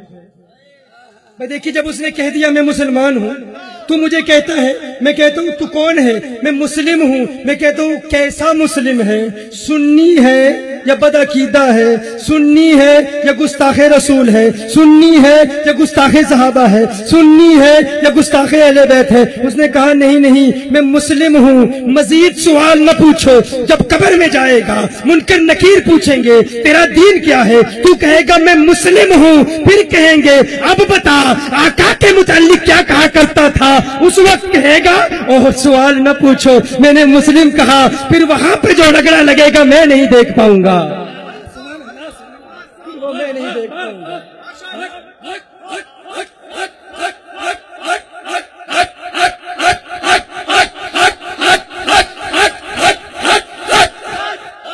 دینی الاسلام جب کہا میں مسلم ہوں، اب مزید سوال کی کوئی ضرورت نہیں ہے۔ ہاں، منکر نکیر سوال پوچھیں گے۔ وہ کیوں سوال پوچھیں گے؟ وہ جانتے ہیں بے شمار لوگ ایسے ہیں جو کہتے ہیں میں مسلم ہوں، حضور کو کیوں مانتے ہو؟ وہ کہتے ہیں اس لیے مانتے ہیں کیونکہ اسلام کا حکم ہے، اس لیے حضور کو مانتے ہیں، اس لیے اسلام کو نہیں مانتے کیونکہ حضور کا حکم ہے، حضور کو اس لیے مانتے ہیں کیونکہ اسلام کا حکم ہے۔ اکثر یہ جملہ کہا جاتا ہے، اکثر لوگ کہتے ہیں ان سے پوچھو حضور کو کیوں مانتے ہو؟ کہا اسلام کا حکم ہے۔ میں کہتا ہوں تمہارا یہ اعتراض کرنا، ہم حضور کو مانتے ہیں، بس اتنا مانتے ہیں جتنا اسلام کا حکم ہے، فقط اس لیے مانتے ہیں کیونکہ اسلام کہتا ہے حضور کو مانتے ہیں، لیکن حضور کا وہ احترام نہیں کرتے جو تم کرتے ہو، حضور سے وہ محبت نہیں کرتے جو تم کرتے ہو، حضور کی محفل میلاد نہیں مناتے جیسے تم مناتے ہو، عظمت مصطفیٰ کے ترانے نہیں الاپتے جیسے تم الاپتے ہو۔ کیوں؟ اس لیے کیونکہ اسلام کا حکم ہے، اسلام کی وجہ سے حضور کو مانتے ہیں۔ میں نے کہا نہیں نہیں، ہم اسلام کی وجہ سے حضور کو نہیں مانتے، حضور کی وجہ سے اسلام کو مانتے ہیں۔ رسالت، نعرہ رسالت، نعرہ رسالت، نعرہ رسالت۔ تیسرا سوال اسی لیے کیا جائے گا تاکہ یہ واضح ہو جائے۔ اس نے کہا میں مسلم ہوں، اب تیسرا سوال کیا ہے؟ حضور کے متعلق کیا کہا کرتا تھا کہ ان کی وجہ سے اسلام کو مانتا ہے یا اسلام کی وجہ سے ان کو مانتا ہے؟ یہ حد امتیاز، یہ حد فاصل، یہ آئسولیٹنگ فیکٹر، یہ ڈسٹنگوشنگ مارک کب منقع، کب واضح ہوتا ہے؟ جب جواب دیا جاتا ہے، جب وہ کہتا ہے مر کے پہنچا ہوں یہاں اس دلربا کے واسطے۔ وہ کہتا ہے انہی کے واسطے تو موت کو سینے سے لگایا ہے۔ تو کیسے کہتا ہے کوئی فرق نہیں ہے؟ تو کہتا ہے ہم اور مصطفیٰ کریم صلی اللہ علیہ وسلم میں فرق نہیں ہے، حضور ہماری طرح، ہم حضور کی طرح۔ میں تجھ سے پوچھنا چاہتا ہوں تو کیسے یہ دعویٰ کر سکتا ہے؟ تو آخر کس اعتبار سے حضور کی طرح ہے؟ تو کیسے حضور کی طرح ہے؟ تجھے فرق نظر نہیں آتا؟ تو اپنی عبادات کو دیکھ، تو اپنے انداز تکلم کو دیکھ، تو اپنی گفتار کو دیکھ، تو اپنے کردار کو دیکھ، اپنے چہرے کو دیکھ، یہ منہ اور مسور کی دال، تو اپنے چہرے کو دیکھ، ان کے چہرے میں سورج تیرتا ہے۔ حضور کے صحابہ فرماتے ہیں کأن الشمس تجری فی وجہہ، حضور کا حسن ایسا ہے کہ ان کے چہرے میں سورج تیر رہا ہے۔ تو کہتا ہے میں حضور کی طرح، حضور میری طرح۔ اپنی عبادت کو دیکھ لے، اپنی نماز کو دیکھ لے، تو اپنے کلمے کو دیکھ لے۔ تو کلمہ پڑھتا ہے لا الہ الا اللہ محمد الرسول اللہ، حضور کلمہ پڑھتے ہیں لا الہ الا اللہ انا رسول اللہ۔ تو کلمہ پڑھتا ہے اللہ کے سوا کوئی معبود نہیں، محمد اللہ کے رسول ہیں۔ حضور کلمہ پڑھتے ہیں اللہ کے سوا کوئی عبادت کے لائق نہیں، میں اللہ کا رسول ہوں۔ تیرا کلمہ حضور کے کلمے کی طرح نہیں، تیری نماز حضور کی نماز کی طرح نہیں۔ تو نماز پڑھتا ہے، کتنی نمازیں فرض ہیں تجھ پر؟ 5 نمازیں فرض ہیں۔ حضور کے لیے فرمایا وَمِنَ اللَّيْلِ فَتَحَجَّدْ بِهِ نَافِلَةً لَكَ، حضور پر 6 نمازیں فرض، تجھ پر 5 نمازیں فرض۔ تیری نماز حضور کی نماز کی طرح نہیں، تیرا روزہ حضور کے روزے کی طرح نہیں۔ تو نفلی روزہ رکھتا ہے، سحری بھی ہے، افطار افطار بھی ہے، حضور نفلی روزہ رکھتے ہیں، صوم وصال رکھتے ہیں، نہ سحری ہے نہ افطار ہے، صحابہ نقل کرنے کی کوشش کرتے ہیں، نحیف ہو جاتے ہیں، کمزور ہو جاتے ہیں، ٹانگوں پر کھڑے نہیں رہ سکتے، حضور فرماتے ہیں کیا کر رہے ہو، آپ کی نقل کر رہے ہیں، حضور فرماتے ہیں ایکم مثلی ایکم مثلی ایکم مثلی لست کہیئتکم لست مثلکم، کون ہے تم میں میری طرح، میں تمہاری طرح نہیں، تم میری طرح نہیں، بخاری کی حدیث، صحیح مسلم کی حدیث، حضور ہماری طرح نہیں، ہم حضور کی طرح نہیں، تیرا کلمہ حضور کے کلمے کی طرح نہیں، تیری نماز حضور کی نماز کی طرح نہیں، تیرا روزہ حضور کے روزے کی طرح نہیں، تیری زکوٰۃ حضور کی زکوٰۃ کی طرح نہیں، تیرے ارکان اسلام 5 حضور کے اس ارکان اسلام 4، کیا تو جانتا ہے حضور پر زکوٰۃ فرض ہی نہیں ہے؟ میرے ڈیٹیل لیکچرز ہیں اس موضوع پر کہ اسلام کے احکام کے پیچھے سبب کیا ہے، ہر کیوں کا جواب مقاصد شریعہ کی روشنی میں ہم بیان کرتے ہیں کہ فلاں حکم اگر ہے تو کیوں ہے، فجر میں اگر 2 رکعت فرض ہیں تو کیوں ہے، ظہر میں اگر 4 فرض ہیں تو کیوں ہے، اگر 2.5% زکوٰۃ فرض ہے تو کیوں ہے، 3% کیوں نہیں، فجر میں 3 رکعتیں کیوں نہیں، ظہر میں 3 رکعتیں کیوں نہیں، مغرب میں 4 رکعتیں فرض کیوں نہیں، کیوں کے جواب میں ہم بہت کچھ بیان کرتے ہیں، لیکن یہ نقطہ ذرا وزنی ہے، لیکن آج گل بہار میں بہار آ چکی ہے، آج گل بہار میں بہار آ چکی ہے، آج آج آج گولی مار کے پڑوس میں بہار آ چکی ہے، گولی مارنے والے ختم، دہشت گردی ختم، آج عاشقوں کی بہار ہے۔ اس خوبصورت میدان میں ایک انتہائی خوبصورت علمی نقطہ پیش کرتا ہوں، نقطہ وزنی ہے لیکن عاشق بیٹھے ہیں، اسے اٹھا لیں گے انشاءاللہ، مجھے یقین ہے اٹھا لیں گے، تیار ہو؟ دیکھو حضور پر زکوٰۃ فرض کیوں نہیں ہے، کبھی اس پر غور کرنے کی کوشش کی؟ حضور پر زکوٰۃ فرض کیوں نہیں ہے؟ زکوٰۃ فرض اس لیے نہیں ہے، زکوٰۃ ادا کیسے ہوتی ہے؟ ادائیگی فرض کے لیے، ادائیگی زکوٰۃ کے لیے یہ ضروری ہے کہ زکوٰۃ مالک کے ملک سے نکل کر قابض کے ملک میں آ جائے۔ زکوٰۃ اس وقت ادا ہوتی ہے جب مالک کے ملک سے نکل کر، کون میری بات سمجھ رہے ہیں؟ ہاتھ اٹھائیں مجھے پتہ چلے، ماشاءاللہ تو عوام بھی سمجھ رہے ہیں۔ مالک کی ملک سے نکل کر قابض کی ملک میں آ جائے تو زکوٰۃ ادا ہو جاتی ہے۔ دیکھیے، کیا ایک باپ اپنے بیٹے کو زکوٰۃ دے سکتا ہے؟ نابالغ بیٹے کو باپ زکوٰۃ دے سکتا ہے؟ کیوں؟ کہا الولد وما فی یدہ کان لأبیہ، الولد وما فی یدہ کان لأبیہ، بیٹا اور جو کچھ بھی بیٹے کے پاس ہے، بیٹا اور بیٹے کی ساری دولت وہ در حقیقت اس کے باپ ہی کی دولت ہوتی ہے۔ تو جب باپ اپنے بیٹے کو زکوٰۃ دے گا تو اس کے ملک سے نکلے گی نہیں۔ بات سمجھ رہے ہیں نا؟ باپ جب اپنے بیٹے کو زکوٰۃ دے گا، زکوٰۃ ادا کب ہوتی ہے؟ جب مالک کے ملک سے نکل کر، مالک کی ملکیت سے نکل کر قابض کی ملک میں آ جائے تو نکلنا ضروری ہے، نکلنا ضروری۔ باپ اپنے بیٹے کو زکوٰۃ دے گا، زکوٰۃ ادا نہیں ہوگی کیونکہ مالک کے ملک سے نکلی ہی نہیں، جب نکلی ہی نہیں تو ادا کیسے ہوگی؟ اسی طرح العبد وما فی یدہ کان لمولاہ، ایک غلام، ایک غلام جو کچھ بھی اس کا مال ہے، غلام کے پاس جتنا بھی مال ہے، جتنی بھی دولت ہے، در حقیقت اس کے آقا کی ہے، در حقیقت اس کے آقا کی ہے۔ اب کوئی آقا اپنے غلام کو مال دے گا، زکوٰۃ دے گا، تو وہ زکوٰۃ اس کی ملک سے نکلے گی ہی نہیں تو ادا کیسے ہوگی؟ یار کیسے سمجھدار لوگ ہو تم، ماشاءاللہ بہت جلد بات کو سمجھ جاتے ہو۔ تمہیں پتا ہے آقا اپنے غلام کو زکوٰۃ دے، ادا نہیں ہوتی، غلام بھی اس کا مال بھی اس کا، آقا پر زکوٰۃ فرض اس لیے نہیں ہے، ادا کریں گے تو کس کو ادا کریں گے؟ ساری کائنات آقا کی غلام ہے۔ نعرہ رسالت، نعرہ رسالت،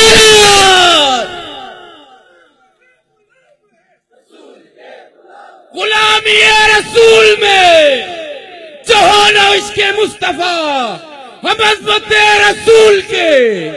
پتا چلا ان پر زکوٰۃ فرض ہی نہیں، تیرا کلمہ آقا کے کلمے کی طرح نہیں، تیری نماز آقا کی نماز کی طرح نہیں، تیرا روزہ آقا کے روزے کی طرح نہیں، تیری زکوٰۃ آقا کی زکوٰۃ کی طرح نہیں۔ تو اپنی اولاد کو دیکھ، اپنی فیملی کو دیکھ، تو اپنی ازواج کو دیکھ، اپنی زوجہ کو دیکھ، اور آقا کی ازواج مطہرات کو دیکھ، وہ تو امہات المؤمنین ہیں۔ ان کے لیے ارشاد فرمایا یا نساء النبی لستن کاحد من النساء، ہے میرے محبوب کی ازواج مطہرات، تم عام عورتوں کی طرح نہیں. میں کہتا ہوں آقا کی ازواج مطہرات اگر عام عورتوں کی طرح نہیں تو آقا عام انسانوں کی طرح کیسے ہو سکتے ہیں؟ ارے تیری زوجہ آقا کی ازواج مطہرات کی طرح نہیں. تو اپنے آپ کو دیکھ، اپنے جسم کو دیکھ، اپنے اعضاء کو دیکھ، اپنے ہاتھوں کو دیکھ، اپنی انگلیوں کو دیکھ، اپنی آنکھوں کو دیکھ، اپنے تھوک کو دیکھ، ذرا تھوک کر دیکھ. تیرے تھوک کو جو دیکھے گا نفرت محسوس کرے گا، کراہت محسوس کرے گا، متنفر ہو جائے گا. تیرے تھوک پر کوئی تھوکنے کے لیے تیار نہیں.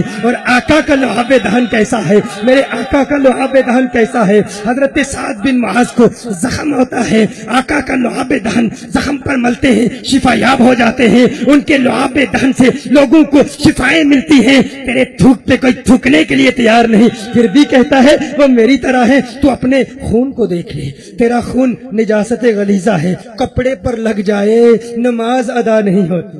عبداللہ بن زبیر رضی اللہ تعالیٰ عنہ نے آقا کا خون مبارک چوس لیا تھا، اور حضرت مالک بن سنان رضی اللہ تعالیٰ عنہ نے آقا کا خون مبارک چوسا. صحابہ دیکھ رہے ہیں کہاں تھوکیں گے، کہاں تھوکو گے. کہا آقا کا خون ہے، اسے تھوک نہیں سکتا. کہا کیا کیا؟ کہا نگل لیا. آقا نے ارشاد فرمایا اب جسے دنیا میں جنتی کی زیارت کرنی ہے اسی کو دیکھ لے، اسی کو دیکھ لے. میں کہتا ہوں جس کے کپڑوں پر تیرا خون لگ جائے، نجاست غلیظہ ہے تیرا خون، اگر تیرا خون کسی کے کپڑے پہ لگ جائے، اگر نماز پڑھتا رہے، اگر اس نجاست کی حالت میں مستقل نماز پڑھتا رہے تو نماز کی توہین ہے، اور جو نماز کی توہین کرے جہنمی بنے. تیرا خون نمازی کو جہنمی بنا دیتا ہے. ان کا خون جس کے جسم میں چلا جائے وہ دنیا میں ہی جنتی بن جاتا ہے. لبیک لبیک لبیک یا رسول اللہ، لبیک لبیک لبیک یا رسول اللہ، لبیک لبیک لبیک یا رسول اللہ، لبیک لبیک لبیک یا رسول اللہ.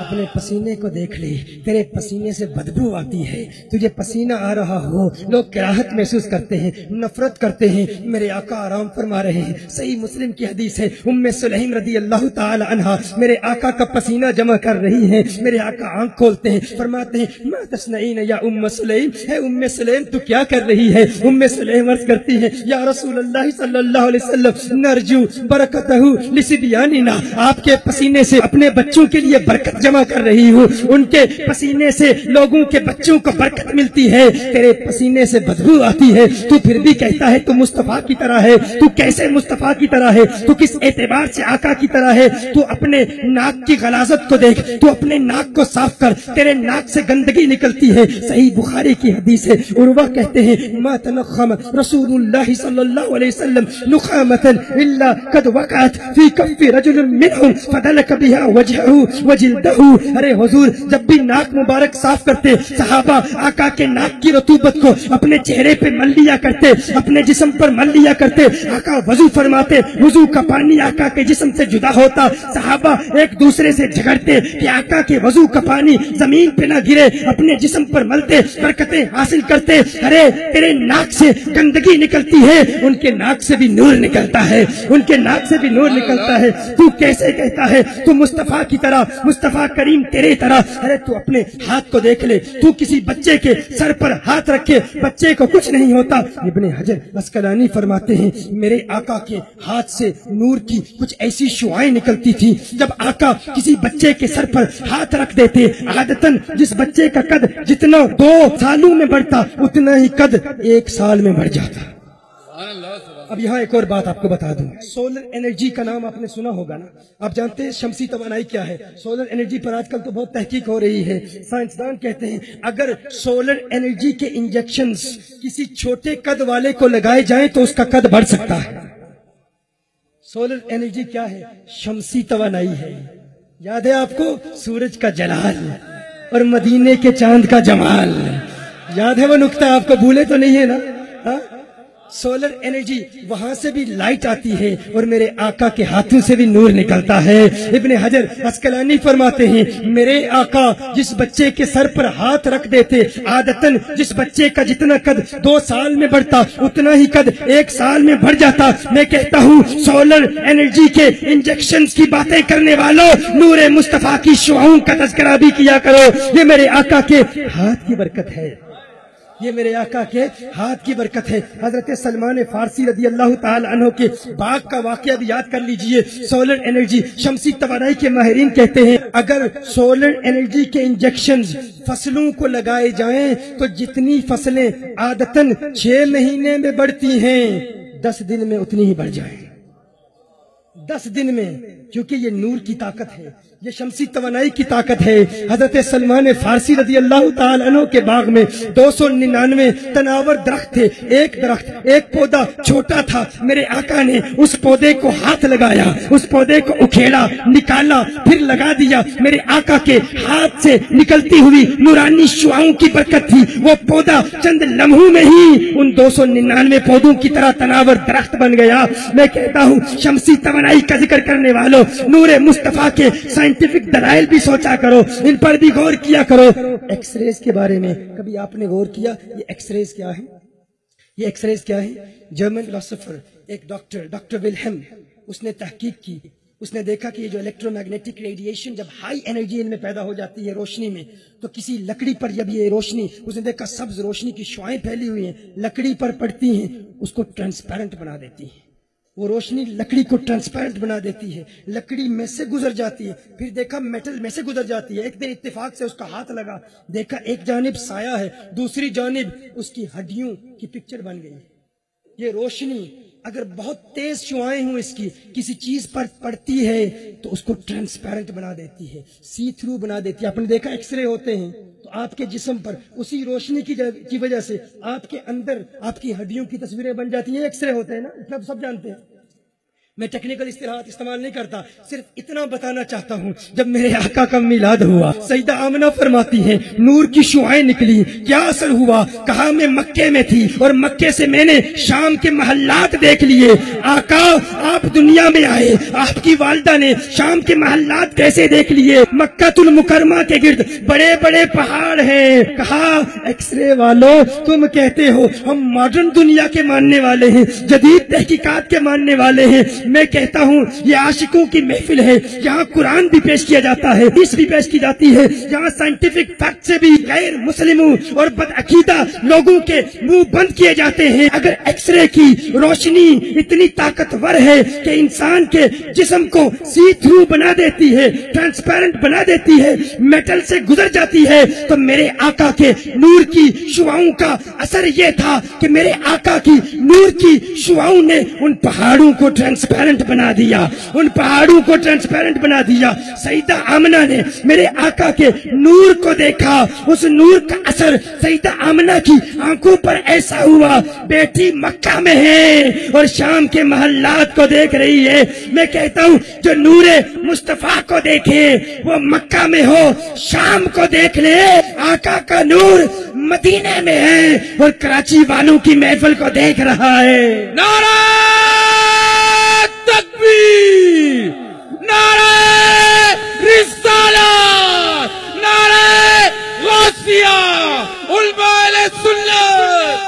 تیرے ہاتھ میرے آقا کے ہاتھ کی طرح نہیں، تو پھر کیسے کہتا ہے تو آقا کی طرح ہے؟ تو اپنا ہاتھ اٹھا، دیکھتے ہیں تیرے ہاتھ سے پانی نکلتا ہے کہ نہیں۔ میرے آقا ایک برتن میں ہاتھ ڈالتے، ساری بخاری کی حدیثیں پیش کر رہا ہوں، صحیح بخاری کی حدیثیں پیش کر رہا ہوں، جسے بخاری کا بہت بخار ہے وہ ان حدیثوں کو نوٹ کر لے، جو کہتا ہے میں آقا کی طرح، آقا میری طرح۔ صحیح بخاری کی حدیثیں نوٹ کر لو۔ میرے آقا کی انگلیوں سے پانی کے فوارے نکل رہے ہیں، آقا اپنا ہاتھ اس برتن میں ڈالتے ہیں، ہاتھ نکالتے ہیں، آقا کی انگلیوں سے فواروں کی طرح پانی نکل رہا ہے۔ کیسے نکلا؟ میں کہتا ہوں تو بھی ہاتھ ڈالنا کسی برتن میں، تو ہاتھ مارتا رہے گا، تیرا ہاتھ زخمی ہو جائے گا، خون تو نکلے گا، پانی نہیں نکلے گا، کیونکہ تو مصطفیٰ کی طرح نہیں ہے، تیرا ہاتھ میرے آقا کے ہاتھ کی طرح نہیں۔ ایک مرتبہ میرے آقا نے ایک صحابی کو ایک چھڑی دی، رات کی تاریکی میں ایک چھڑی دی، چھڑی پر میرے آقا کا ہاتھ لگا، آقا کے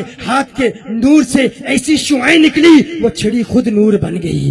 ارے جن کے ہاتھوں کی برکت سے چھڑی نور بن جاتی ہے وہ خود نور کیوں نہیں ہے؟ میرے آقا نماز کسوف ادا کر رہے ہیں. صحابہ کہتے ہیں آقا نے ہاتھ بڑھایا. نماز کے بعد آقا سے پوچھتے ہیں یہ ساری باتیں ابھی تک فقط آقا کے ہاتھ کے متعلق عرض کر رہا ہوں, فقط آقا کے ہاتھ, آقا کی انگلیاں, آقا کی انگلیوں کے اشاروں کے حوالے سے بات کر رہا ہوں. صحابہ دیکھ رہے ہیں آقا نے ہاتھ بڑھایا. نماز کے بعد صحابہ پوچھتے ہیں یا رسول اللہ صلی اللہ علیہ وسلم آقا آپ نے ہاتھ کیوں بڑھایا تھا؟ حضور نے ارشاد فرمایا, معروف حدیث ہے, فرمایا میں نے اپنا ہاتھ جنت میں پہنچا دیا تھا. ایک خوشہ تھا, اگر توڑ کے لاتا تم ساری زندگی کھاتے رہتے, میں بقیت الدنیا, دنیا ختم ہو جاتی, وہ خوشہ ختم نہیں ہوتا. میں کہتا ہوں اس زمین سے پہلا آسمان 500 سال کی مسافت پر ہے, دوسرا آسمان مزید 500 سال کی مسافت پر ہے, 7 آسمان ہیں, 3500 سال کی مسافت اس زمین سے, 7 آسمان, پھر آگے سدرۃ المنتہا, پھر آگے جنت. آقا مدینۃ المنورہ سے ہاتھ بڑھاتے ہیں, ان کا ہاتھ جنت تک پہنچ جاتا ہے, مدینۃ المنورہ سے کراچی تک کیوں نہیں پہنچ سکتا؟ نعرہ رسالت، نعرہ رسالت. کی توہین کرتا ہے, لوگ پریشان ہو جاتے ہیں, پریشان ہو جاتے ہیں. ارے اتنے سخت جملے کیوں کہتے ہو؟ وہ بھی تو انسان ہیں. میں کہتا ہوں مانا کہ وہ نازک ہیں, نازوں سے پلے ہیں. سننا, مانا کہ وہ نازک ہیں, نازوں سے پلے ہیں.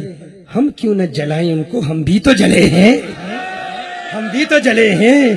ارے وہ حسد کی آگ میں جلتے ہیں, ہم عشق کی آگ میں جلتے ہیں. وہ حسد کی آگ میں جلتے ہیں, ہم عشق کی آگ میں جلتے ہیں. میرے غریب نواز عطا رسول فی الہند خواجہ خواجگاں خواجہ معین الدین چشتی اجمیری فرماتے ہیں جسے محمد عربی سے عشق ہو جاتا ہے وہ عشق کی آگ میں اس طرح جلتا ہے, کوئی غیر اس کے دل میں آئے جل کے راکھ ہو جاتا ہے. میں کہتا ہوں تم حسد کی آگ میں جلتے ہو, ہم عشق کی آگ میں جلتے ہیں. تمہیں تمہاری جلن مبارک, ہمیں ہماری جلن مبارک. اور دیکھتے ہیں کس کی جلن کس کو کہاں تک پہنچاتی ہے. رب کعبہ کی قسم, تمہارے حسد کی جلن تمہیں جہنم تک پہنچائے گی, ہمارے عشق کی جلن ہمیں جنت تک پہنچائے گی, کیونکہ ہم رسول اللہ کے, جنت رسول اللہ کی. نعرہ رسالت، نعرہ. میرے ہاتھ ان کے ہاتھوں کی طرح نہیں. ان کے پاؤں کو دیکھ لے,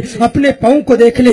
تو پرواز کرنا چاہے تو تجھے ایئرپورٹ کے چکر لگانے پڑتے ہیں, ٹکٹ خریدنا پڑتا ہے. میرے آقا پرواز کریں, وہ پاؤں اٹھائیں, پاؤں اٹھائیں. تو ذرا پاؤں اٹھا کے دیکھ, پاؤں اٹھا. زمین کی گریوٹی, مجھے کہا گیا تھا سینکڑوں نوجوان کالجز اور یونیورسٹی سے آئیں گے, ان کے بڑے اشکال ہیں, 1-2 سوال بھی پچ چکے ہیں. گریوٹی کو جانتے ہو گریوٹی کیا ہے؟ کشش ثقل, ہر چیز اپنی اصل کی طرف لوٹتی ہے. ہماری اصل کیا ہے؟ یہی مٹی ہے, یہی زمین ہے. ہم اپنے پاؤں زمین سے اٹھاتے ہیں, زمین کی کشش ثقل ہمیں واپس اپنی طرف لے جاتی ہے. ایسا ہوتا ہے نا, ہر شخص یہ جانتا ہے, ہر شخص یہ مانتا ہے. زمین کی کشش ثقل ہمیں واپس زمین کی طرف لے جاتی ہے, کیونکہ یہی زمین ہماری اصل ہے. ہم اپنی اصل کی طرف لوٹتے ہیں, ہر شخص اپنی اصل کی طرف لوٹتا ہے. ہم پرواز کرنا چاہیں پرواز نہیں کر سکتے, لیکن میرے آقا پاؤں اٹھاتے ہیں, 7 آسمانوں کو چیرتے ہوئے, سدرۃ المنتہا سے گزرتے ہوئے ما فوق العرش تک کیسے پہنچتے ہیں؟ کیونکہ ہماری اصل یہ ہے, ہم اپنی اصل کی طرف لوٹتے ہیں. ان کی حقیقت کیا ہے؟ وہ اپنی حقیقت کی طرف لوٹتے ہیں. کس کی طرف لوٹتے ہیں؟ نہ حلیمہ بھید کھلا ہے یہ, نہ مقام چونو چرا ہے یہ. تو خدا سے پوچھ وہ کون تھا تیری بکریاں جو چرا گیا؟ تو پوچھتا ہے وہ کون ہے, کہاں سے آئے, کدھر گئے؟ تجھے سمجھ نہیں آئی؟ بریلی کا کلندر سمجھاتا ہے وہی ہے اول, وہی ہے آخر, وہی ہے ظاہر, وہی ہے باطن. اسی کے جلوے, اسی سے ملنے, اسی سے اس کی طرف گئے تھے. اسی کے جلوے, اسی سے ملنے. تیرے ہاتھ ان کے ہاتھوں کی طرح نہیں, تیرے پاؤں ان کے پاؤں